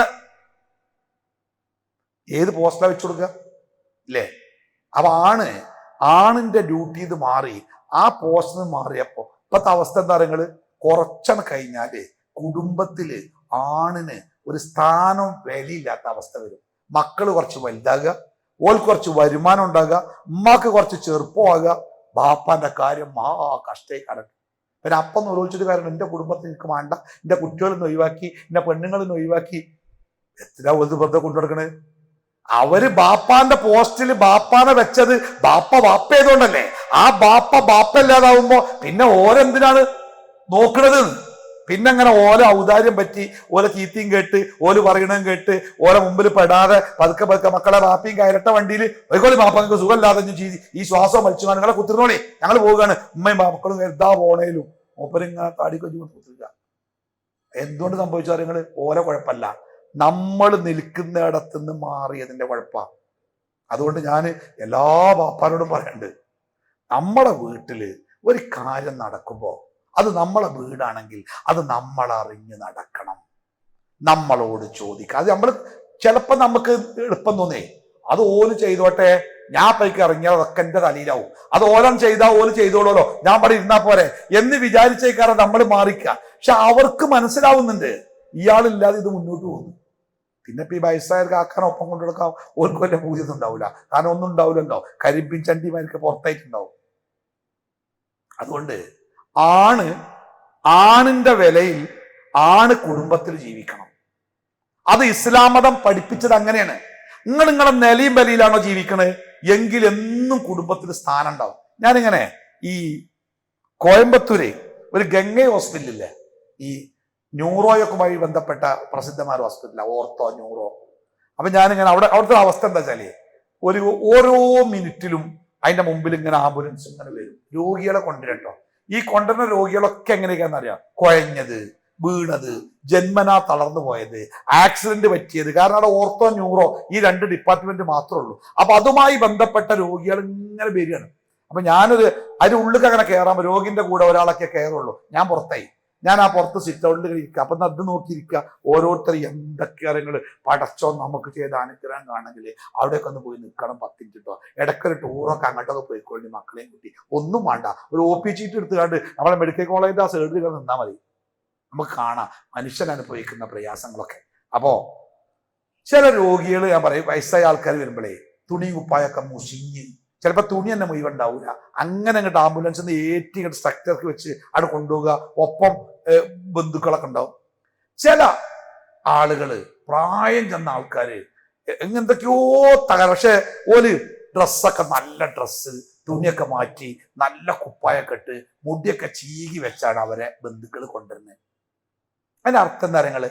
ആ കുടുംബത്തിൽ അയാൾക്കുള്ള സ്ഥാനാണ്. വാപ്പാനെ കൊണ്ടുപോകുമ്പോ ആ വെള്ളത്തിനൊക്കെ മതി ആശുപത്രിക്കല്ലേ എന്ന് പറയുന്ന അമ്മാരും ഉണ്ടാവും. അത് മാണ്ടടി, വാപ്പാക്ക നല്ല വെള്ളത്തിന് കൊടുത്താ ആ വെള്ളത്തുണി കുപ്പായ അല്ലാതെ വാപ്പ പുറത്തേക്ക് ഇറങ്ങല്ല, ആ മുടിയൊക്കെ ചെറുക്ക് ചീകച്ച് കൊടുക്കട്ടോ എന്നൊരു ഉമ്മ മക്കളോട് പറയണമെങ്കിലേ ആ ബാപ്പാക്ക് ആ കുടുംബത്തിൽ ഒരു സ്ഥാനം ഉണ്ടാവണം, തീർച്ചയായിട്ടും ഉണ്ടാവണം. അപ്പോ നമ്മള് പുരുഷന്മാർ മടിയന്മാരായതിന്റെ അനന്തരഫലം, സത്യത്തിൽ ഒരു പെണ്ണിന് കുടുംബം നോക്കേണ്ട ചുമതല ഇസ്ലാം ഏൽപ്പിച്ചിട്ടില്ല. പെണ്ണിനെ കുടുംബം നോക്കാൻ ഏൽപ്പിച്ചപ്പെട്ടായ അപകടം താരങ്ങള്, പെറ്റ് 6 മാസം പോലും അവനാന്റെ കുട്ടികളെ നോക്കാൻ കഴിയാതെ ആ മക്കളെ നോക്കാൻ കൂലിക്കാരെ ഏൽപ്പിച്ചിട്ട് ഇതങ്ങൾ പണിക്ക് പോവുകയാണ്. ജോലിയാണ് വലുത്, വരുമാനമാണ് വലുത്. പുതിയ തലമുറ അങ്ങനെ മനസ്സിലാക്കി. ജോലി വരുമാനം അല്ലെങ്കിൽ പിന്നെ ജീവിതത്തിന് അർത്ഥമല്ല. അതുകൊണ്ടാണ് നമ്മുടെ മക്കൾ പറയുന്നത് ഒരു ജോലി ആവട്ടെ, ഒരു വരുമാനം ആവട്ടെ, എന്നിട്ട് അപ്പമാണ് ഈ കല്യാണം കഴിക്കുക എന്നൊരു പറയാൻ കാരണം എന്താ പറയുക? പുതിയ തലമുറയിൽ ജോലിയും വരുമാനവും പെണ്ണിന് പ്രധാനമായി. പണ്ടതില്ല. ഇനി ജോലിയും വരുമാനം ആണിനെ നിർബന്ധം. കാരണം ആണ് പെണ്ണിനെ നിർബന്ധമായും സംരക്ഷിക്കേണ്ടവനായിരുന്നു. അതിന്റെ ഇടക്ക് ആണ് പറഞ്ഞു അനക്ക് ജീവിക്കണമെങ്കിൽ ഇജ്ജ് അധ്വാനിച്ചോ എന്ന് പറഞ്ഞപ്പോ ഓളോളെ പാട്ടിന് പോയി. ഇപ്പൊ ഓള് ജോലിക്ക് പോവുക. കുട്ടികളെ നോക്കാൻ ആളില്ല, കുട്ടികളെ പഠിപ്പിക്കാൻ ആളില്ല, കുട്ടികൾക്ക് മര്യാദ പഠിപ്പിക്കാൻ ആളില്ല, വീട്ടിലെ കാര്യങ്ങളൊക്കെ അസ്വസ്ഥമായി. അല്ലേ? പെണ്ണ് ജോലിക്ക് പോകണ്ടെന്നല്ല, പെണ്ണിന് ജോലിക്ക് പോകാം. പക്ഷേ ഒരു പെണ്ണിന് ഈ ലോകത്ത് നിർവഹിക്കാനുള്ള ഏറ്റവും മഹിതമായ മനോഹരമായ ദൗത്യത്തെക്കുറിച്ച് മറക്കരുത്. അവള് പഠിച്ചിട്ട് ഇപ്പൊ ഇന്നലെ ഒരു ഉമ്മണ്ട് കരഞ്ഞു പിടിച്ചൊക്കെ പറയുന്നത് അവരുടെ മോള് ഡോക്ടറായി, വലിയ ഡോക്ടറായി, നല്ല സ്പെഷ്യലൈസേഷൻ ഒക്കെ കഴിഞ്ഞ് ഉഷാറായിക്കണ്. ഇപ്പൊ ഭർത്താവിന് എന്തോ വഹിയ കിട്ടിയിരിക്കണ്, പെണ്ണ് പുറത്തിറങ്ങാൻ പാടില്ല, ഓള് പോകാൻ പാടില്ല, ഓള് പാകെ കരച്ചിലും സങ്കടക്കാണ് ഉസ്താദെ, എന്താ ചെയ്യേണ്ടതെന്ന് ചോദിച്ചു കണ്ടത് ഉമ്മാന്റെ വിളി. അങ്ങനൊന്നും വേണമെന്ന് പറയില്ല. പക്ഷേ ആണും പെണ്ണും അവരുടെ ദൈവികമായ അല്ലാഹു തആല ഏൽപ്പിച്ച ആ ഉത്തരവാദിത്തങ്ങൾ നിർവഹിച്ചിട്ടാണ് ബാക്കി ചിന്തിക്കേണ്ടത്. ഒരു പെണ്ണിനെ സംബന്ധിച്ച് അവൾ അധ്വാനിച്ച് അവൾ കുടുംബം പോറ്റുക എന്നത് ഇസ്ലാം മതം നിശ്ചയിച്ചൊരു നിയമമല്ല. ആ പണി ആണിനെ ഏൽപ്പിച്ചു. ഇനി ഒരു പെണ്ണ് അധ്വാനിച്ച് വരുമാനം അവൾ കുടുംബത്തിലേക്ക് കൊടുക്കുന്നെങ്കിൽ നല്ലതാണ്, അത് അവളുടെ സന്മനസ്സാണ്, അതൊരു സദഖയാണ് എന്ന് പറയുന്ന പ്രവാചക വചനങ്ങളും കേൾക്കാം. ഓക്ക് കൂലിട്ടും തീർച്ചയായിട്ടും കുടുംബത്തിനെ നോക്കണേന്. അപ്പോ ആണിന്റെ ഡ്യൂട്ടികൾ നിർവഹിച്ചു പോവുക. പെണ്ണുമായി ബന്ധപ്പെട്ട ഇസ്ലാമിന്റെ നിയമങ്ങള് പുരുഷന് ഒരധികാരത്തിന്റെ ഒരു ഇത്തിരി മേലേക്ക് കൊടുത്തിട്ടുണ്ടെങ്കിലും ആ പുരുഷനോട് പെണ്ണിന് കൊടുക്കേണ്ട സംരക്ഷണത്തിന്റെ കൽപ്പനകൾ എത്ര വലുതാരങ്ങള്. നബി സല്ലല്ലാഹു അലൈഹി വസല്ലം പറഞ്ഞില്ലേ, നിങ്ങളിൽ ഏറ്റവും നല്ല മനുഷ്യൻ നിങ്ങളുടെ സ്ത്രീകളോട് ഏറ്റവും നന്നായി പെരുമാറുന്നവനാണ്. പുരുഷന് അധികാരമുണ്ടെന്ന് വിചാരിച്ച് പെണ്ണിനെ അടിമയായി വെക്കേണ്ടവനല്ല. പുരുഷന് അധികാരമുണ്ടെന്ന് കരുതി സ്ത്രീയെ അടിച്ചമർത്താൻ പറ്റൂല. ആ സ്ത്രീയോട് ഏറ്റവും നന്നായിട്ട് പെരുമാറുന്ന പുരുഷൻ ആരോ അവനാണ് സ്വർഗം. എനിക്ക് സ്വർഗം കിട്ടണമെങ്കിലേ ഒരു സ്വഭാവ സർട്ടിഫിക്കറ്റ് വേണം. അതാരാ തരേണ്ടി അറിയങ്ങള്? വില്ലേജ് ഓഫീസറോ അവസാനം പഠിച്ച കോളേജിലെ പ്രിൻസിപ്പാളോ ഒന്നല്ല, അതെന്റെ ഭാര്യയിൽ നിന്ന് കിട്ടേണ്ടതാ. നബി സല്ലല്ലാഹു അലൈഹി വസല്ലമ വഹ്യ് കിട്ടി പേടിച്ച് വരച്ച് വീട്ടിക്ക് വന്നപ്പോ ഖദീജ ബീവി കൊടുത്തൊരു സർട്ടിഫിക്കറ്റ് ഉണ്ട്, നിങ്ങൾ പേടിക്കണ്ട, നിങ്ങൾ അള്ളാഹ് കൈവിടൂല, നിങ്ങൾ വേണ്ടാത്രയൊന്നും ചെയ്യാറില്ലല്ലോ, നിങ്ങൾ നല്ലത് മാത്രം ചെയ്യുന്ന ആളല്ലേ, സത്യം പറയുന്ന, പാവങ്ങളെ സഹായിക്കുന്ന, ഭാരം വഹിക്കുന്നവൻ ആശ്വാസം കൊടുക്കുന്ന നല്ല മനുഷ്യനല്ലേ, പിന്നെ നിങ്ങൾ എന്തിനാ പേടിക്കണേ? അതൊരു സർട്ടിഫിക്കറ്റാ. നമ്മളെ ഭാര്യ നമ്മളെ പറ്റി അങ്ങനെ പറയുമോ? നമുക്ക് എന്തെങ്കിലും അസുഖമാകുമ്പോൾ പോലീസുകാർ വന്നുകൊണ്ട് അന്വേഷിക്കാൻ നേരത്ത് എന്താ നിങ്ങളെ ഭർത്താവിനെ പറ്റി, അയാൾ ഉസ്താദ് അങ്ങനെ ഇങ്ങനെയൊക്കെ ആണെങ്കിലും ആളൊരു പാവാണ്, ഒരു വസ്തുവിനും പറ്റിയില്ലെങ്കിലും മൂപ്പരെ കൊണ്ട് കുഴപ്പമൊന്നുമില്ല എന്നല്ലാതെ നമ്മളെ പറ്റിയൊക്കെ നല്ല അഭിപ്രായം കിട്ടണമെങ്കിൽ അല്ലേ ഞാൻ നേരത്തെ പറഞ്ഞല്ലോ, ഈ എല്ലാ സംസാരത്തിന്റെയും പിന്നിലെ ഒരു സ്ഥാപനമുണ്ട്. ചുങ്കത്രയിലെ നജാത്തുൽ അനാം എന്നൊരു സ്ഥാപനം ഒരു അഗതി അനാഥ മന്ദിരാണ്. അഗതി അനാഥ മന്ദിരങ്ങളൊക്കെ നിന്നുപോയി. കാരണം എന്താ പറയാ, സ്വത്തില്ലായിട്ടല്ല, അത് നടത്താൻ കഴിയുക അത്ര പ്രയാസ. നിയമപരമായിട്ടും കുട്ടികളെ മനഃശാസ്ത്രമൊക്കെ ഭയങ്കര മാറി. ബാപ്പി ഇമ്മിയുള്ള കുട്ടികളെന്ന് പറഞ്ഞാൽ കേൾക്കൂല. അതുകൊണ്ട് എല്ലാവരും നിർത്തി. ചുങ്കത്രയിലെ ഈ സ്ഥാപനം നിർത്തിയിട്ടില്ല. അതൊരാവശ്യം തോന്നിയിട്ട് റിസ്ക് എടുത്ത് മുന്നോട്ട് കൊണ്ട് ഒരു വരുമാനമല്ല. നമ്മുടെ പല അനാഥാലയങ്ങൾക്കും നല്ല വരുമാനങ്ങളുണ്ട്. ഈ സ്ഥാപനത്തിന് ഒരു വരുമാനമല്ല. ഈ റമദാൻ മാസത്തിലെ ഈ ഒരു സംസാരവും അതിലൂടെ പിന്നീട് കിട്ടുന്ന ഒരു സഹായവും അല്ലാതെ ഇതിന് പിരിവുകാരില്ല, റിസീവർമാരില്ല. ഞാൻ പറയാറുണ്ട്, പിന്നെ ഞങ്ങളുടെ സ്ഥാപനത്തിന്റെ അസിസ്റ്റന്റ് പ്രിൻസിപ്പാൾ കൂടിയായ മൊയ്തീൻ കോയ മദീനി MK, നിങ്ങളുടെ പഴയ ഖത്തീബ്, അദ്ദേഹം പറയും, അദ്ദേഹം ഇവിടെ ഈ ഒരു ക്ലാസ് വരാണ്ട്. അപ്പൊ ഞാൻ അദ്ദേഹത്തോട് പറഞ്ഞതാണ്, നിങ്ങൾ ക്ലാസ് എടുക്കുമ്പോൾ പറഞ്ഞോളൂ, നിങ്ങളെ മഹല്ലല്ലേ അതേ കാരണം നല്ലത്. അപ്പൊ എന്നോട് പറഞ്ഞു, നിങ്ങളൊന്ന് പറഞ്ഞു വെച്ചളി, ബാക്കി ഞാൻ പറഞ്ഞോളാം. അപ്പൊ നിങ്ങൾ കീസിലുള്ള ചില്ലറൊക്കെ എനിക്ക് തന്നാൽ മതി. നിങ്ങൾ വിചാരിച്ച വലിയ നോട്ടൊക്കെ മൂപ്പര് വരുമ്പോൾ മൂപ്പര് കൊടുത്തോണ്ടേ, മൂപ്പര് നാളെ മറ്റന്നാളൊക്കെ വരുന്നുള്ളൂ അല്ലേ, മറ്റന്നാളൊക്കെ ഉണ്ടോണ്ട് എനിക്ക്. അപ്പോ അതാണ്, ഇതിന് കമ്മീഷനൊന്നുമില്ല, റിസീവർമാരില്ല. നമ്മുടെ റിസീവർമാരൊക്കെ വെക്കാം 40% കമ്മീഷൻ. 100 ഉറുപ്പ്യ കൊടുത്താലും 40 പടി 60 അവിടെ, ചിലപ്പോൾ 50 കമ്മീഷൻ. നമ്മളതിൽ നിന്ന് ഒരു ഉറുപ്പ്യ ആരും എടുക്കൂല. നിങ്ങൾ ഈ തരുന്ന എത്രയാണോ അത് അങ്ങനെ മേശപ്പുറത്തന്നെ വെച്ചു കൊടുക്കും, റെസീറ്റും കൊടുക്കും. നമുക്കൊക്കെ ജോലിക്ക് ശമ്പളം ഉണ്ട്, അതിന് പിരിവായിട്ട് ഒരു ബന്ധമല്ല. ഇന്നലെ ഞാനൊരു കോയമ്പത്തൂർ പള്ളിയിൽ പോയപ്പോൾ കുറെ പിരിവാരുണ്ട്. ഒരിങ്ങനെ ഭയങ്കര ജാഗ്രതയാണ്, ഓരോരുത്തർ പോകുമ്പോൾ എഴുതായത്. ഞാൻ ഇവിടെ ഇരിക്കുകയാണ്. അപ്പൊ എന്നോട് പറഞ്ഞു, നിങ്ങളെന്താ പോലും ഇങ്ങനെ. ഞാൻ ഓൽക്കേ ഒരാൾ പോയാൽ അവർക്ക് നഷ്ടമാണ്, കാരണം പൈസന് പോകും. എന്നെ സംബന്ധിച്ച് നിങ്ങൾ തന്നാലുണ്ടെങ്കിലും കിട്ടിയത് കൊണ്ടേ കൊടുക്കും, എനിക്ക് ബേജാറില്ല എന്ന് പറഞ്ഞ പോലെയാണ്. ഇതിലങ്ങനെ പിരിവാറൊന്നുമില്ല ഈ ചോദിക്കുന്ന ചോദ്യം. അപ്പൊ നിങ്ങളെ സക്കാത്തിന്റെ ഒരു വിഹിതം, മിസ്കീന് ഫക്കീറൊക്കെ സക്കാത്തിന്റെ അവകാശമല്ലേ, ആ സാധനങ്ങൾ അവിടെ കുറെ ഉണ്ട്. അതേപോലെ തന്നെ നിങ്ങളെ സ്വതക്ക, കണക്കില്ലാതെ കൊടുക്കാവുന്ന സ്വതക്കല്ലേ. അതേപോലെ തന്നെ നിങ്ങളൊക്കെ നേർച്ചകൾ ഉണ്ടാവും, കുട്ടികൾക്ക് ഭക്ഷണം കൊടുക്കാനൊക്കെ. അതേപോലെ തന്നെ ഫിദിയ ഉണ്ടാവും, ഈ നോമ്പ് നോൽക്കാത്ത ആൾക്കാരെ. അങ്ങനത്തെ ഒക്കെ നിങ്ങൾക്ക് ഈ സ്ഥാപനത്തെ ഏൽപ്പിക്കാം. സാമ്പത്തികമായിട്ട് വലിയ ഞെരുക്കത്തില്ല. കാരണം സാധാരണ ഗൾഫിൽ നിന്നാണ് റമദാനിൽ ആൾക്കാർ ഇങ്ങനെ, നമ്മൾ ഈ ഹജ്ജിനൊക്കെ പോകുമ്പോഴേ, ഞാൻ ഈ ഗുഡോപ്പന്റെ കൂടെ ഹജ്ജിനോട് കാണാം. അപ്പൊ കുറെ ഹാജിമാരായിട്ട് വിദേശികളായിട്ട് പരിചയപ്പെടും. അവരൊക്കെ നല്ല രൂപത്തിൽ സഹായിക്കും. പക്ഷെ ഇപ്രാവശ്യം ആരും അങ്ങോട്ട് വിളിക്കാം. ഒരു ഗൾഫിലുള്ള ആളെ വിളിച്ചിട്ട് എത്തിങ്ങാന്റെ കാര്യം പറഞ്ഞാൽ ആട്ടുമല്ലോ, ഓലെണ്ണ എത്തിയുമായി ഇരിക്കുക. അവിടെ നാട്ടിൽ കൊണ്ട് പോരാനും വയ്യ, അവിടെ ഇട്ട് ഇരിക്കാനും വയ്യ.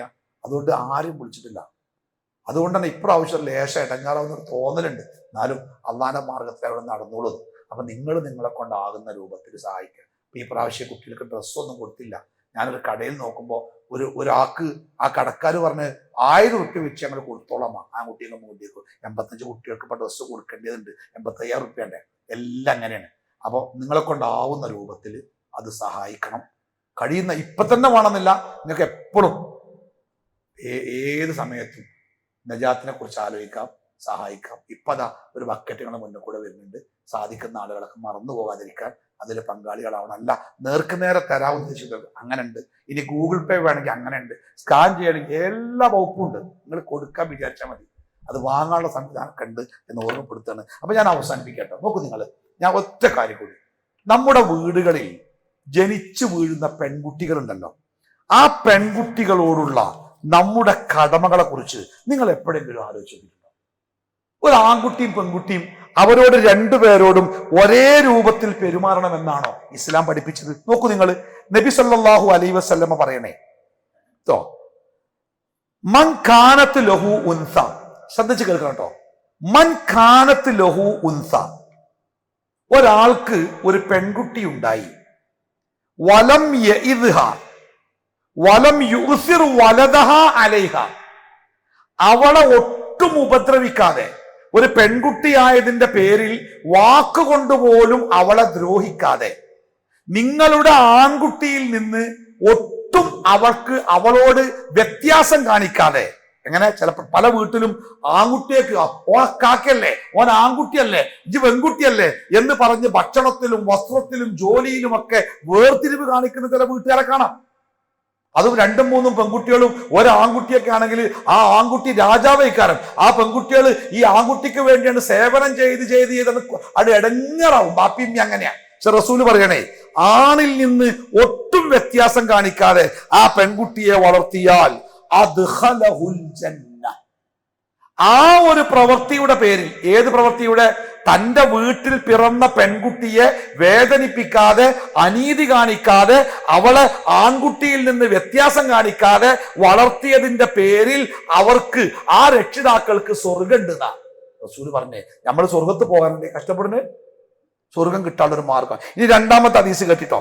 മൻ ആല ജാരിയത്തൈനി, 2 പെൺകുട്ടികൾക്ക് ഒരു ബാപ്പിയും ആശ്രയമായാൽ, ഹത്താ തബ്ലുഗ, ഒരു പ്രായപൂർത്തിയായി ഓലെ കല്യാണം കഴിച്ചു വിടുന്നവരെ ഓലെ വേദനിപ്പിക്കാതെ, കഷ്ടപ്പെടുത്താതെ, വാക്കുകൊണ്ടുപോലും നോവിക്കാതെ ആ പെൺകുട്ടികളെ നമ്മൾ സ്നേഹത്തോടെ വീട്ടിൽ വളർത്തിയാൽ, ജാഅ യൗമൽ ഖിയാമത്തി അന വഹുവ വളമ്മ അസാബിഅഹു, ബെർലിങ്ങനെ കൂട്ടിപ്പിടിച്ചിട്ട് റസൂല് പറയാണ്, അവനും ഞാനും, ആരാണ് അവൻ?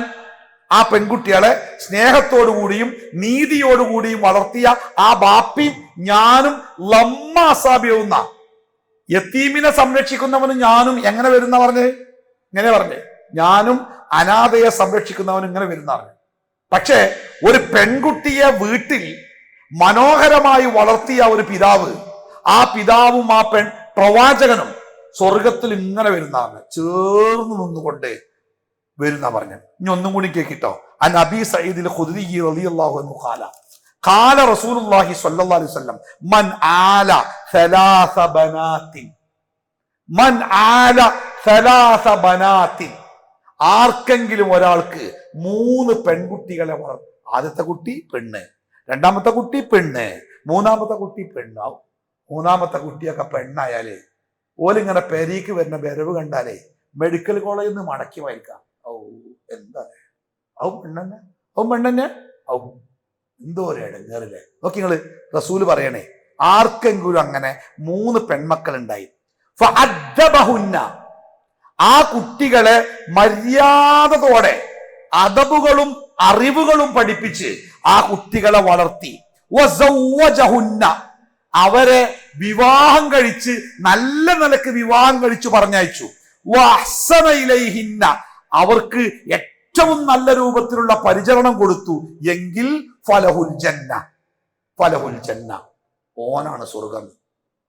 അബ്ബാപ്പാക്ക് സ്വർഗം, ആ അമ്മാക്ക് സ്വർഗം. എന്തേ? 3 പെൺകുട്ടികൾ ഉണ്ടായി, ആ 3 പെൺകുട്ടികളെ നല്ല നിലക്ക് അറിവും അദബും കൊടുത്ത് വളർത്തി പ്രായപൂർത്തിയായപ്പോ അവരെ മാന്യമായിട്ട് നല്ല നിലക്ക് കല്യാണം കഴിച്ച്, മൈസൂർ കല്യാണമൊന്നല്ല, ഊട്ടിക്കൊന്നല്ല. ചില ആൾക്കാർ അങ്ങനെയാ, 3-4 കുട്ടികളുണ്ട്, കെട്ടിച്ചു പോകണ്ടേ, ഒന്ന് മൈസൂര്, ഊട്ടി, പിന്നെന്താ, അതൊന്നും എനിക്കറിയില്ല. നമ്മുടെ നാട്ടിലൊരു വാപ്പ, അയാള് പെൺകുട്ടിക്ക് 10-30 വയസ്സേക്കണ്, ഒരു 22 വയസ്സിലാക്കി കല്യാണം കഴിച്ചു കൊടുത്തേ. ഞങ്ങൾ അപ്പോഴേ ചോദിച്ചു, വന്നാറ കാക്ക അത് നിലനിൽക്കുമോ? അതൊന്നും എനിക്കറിയില്ല, ഓളെ കെട്ടിക്കലിന്റെ ബാധ്യത, ഇനി ഓലായിക്കോട്ടെ. പറഞ്ഞ പോലെ 15ാമത്തെ ദിവസം ഓളെ സ്വർണ്ണമായിട്ട് ഓ മുങ്ങി. പിന്നെ മെച്ചം കിട്ടി എന്താ വെച്ചാൽ ഓക്കൊരു കുട്ടിനെ കിട്ടി 15 ദിവസം കൊണ്ട്, ഇല്ലേ?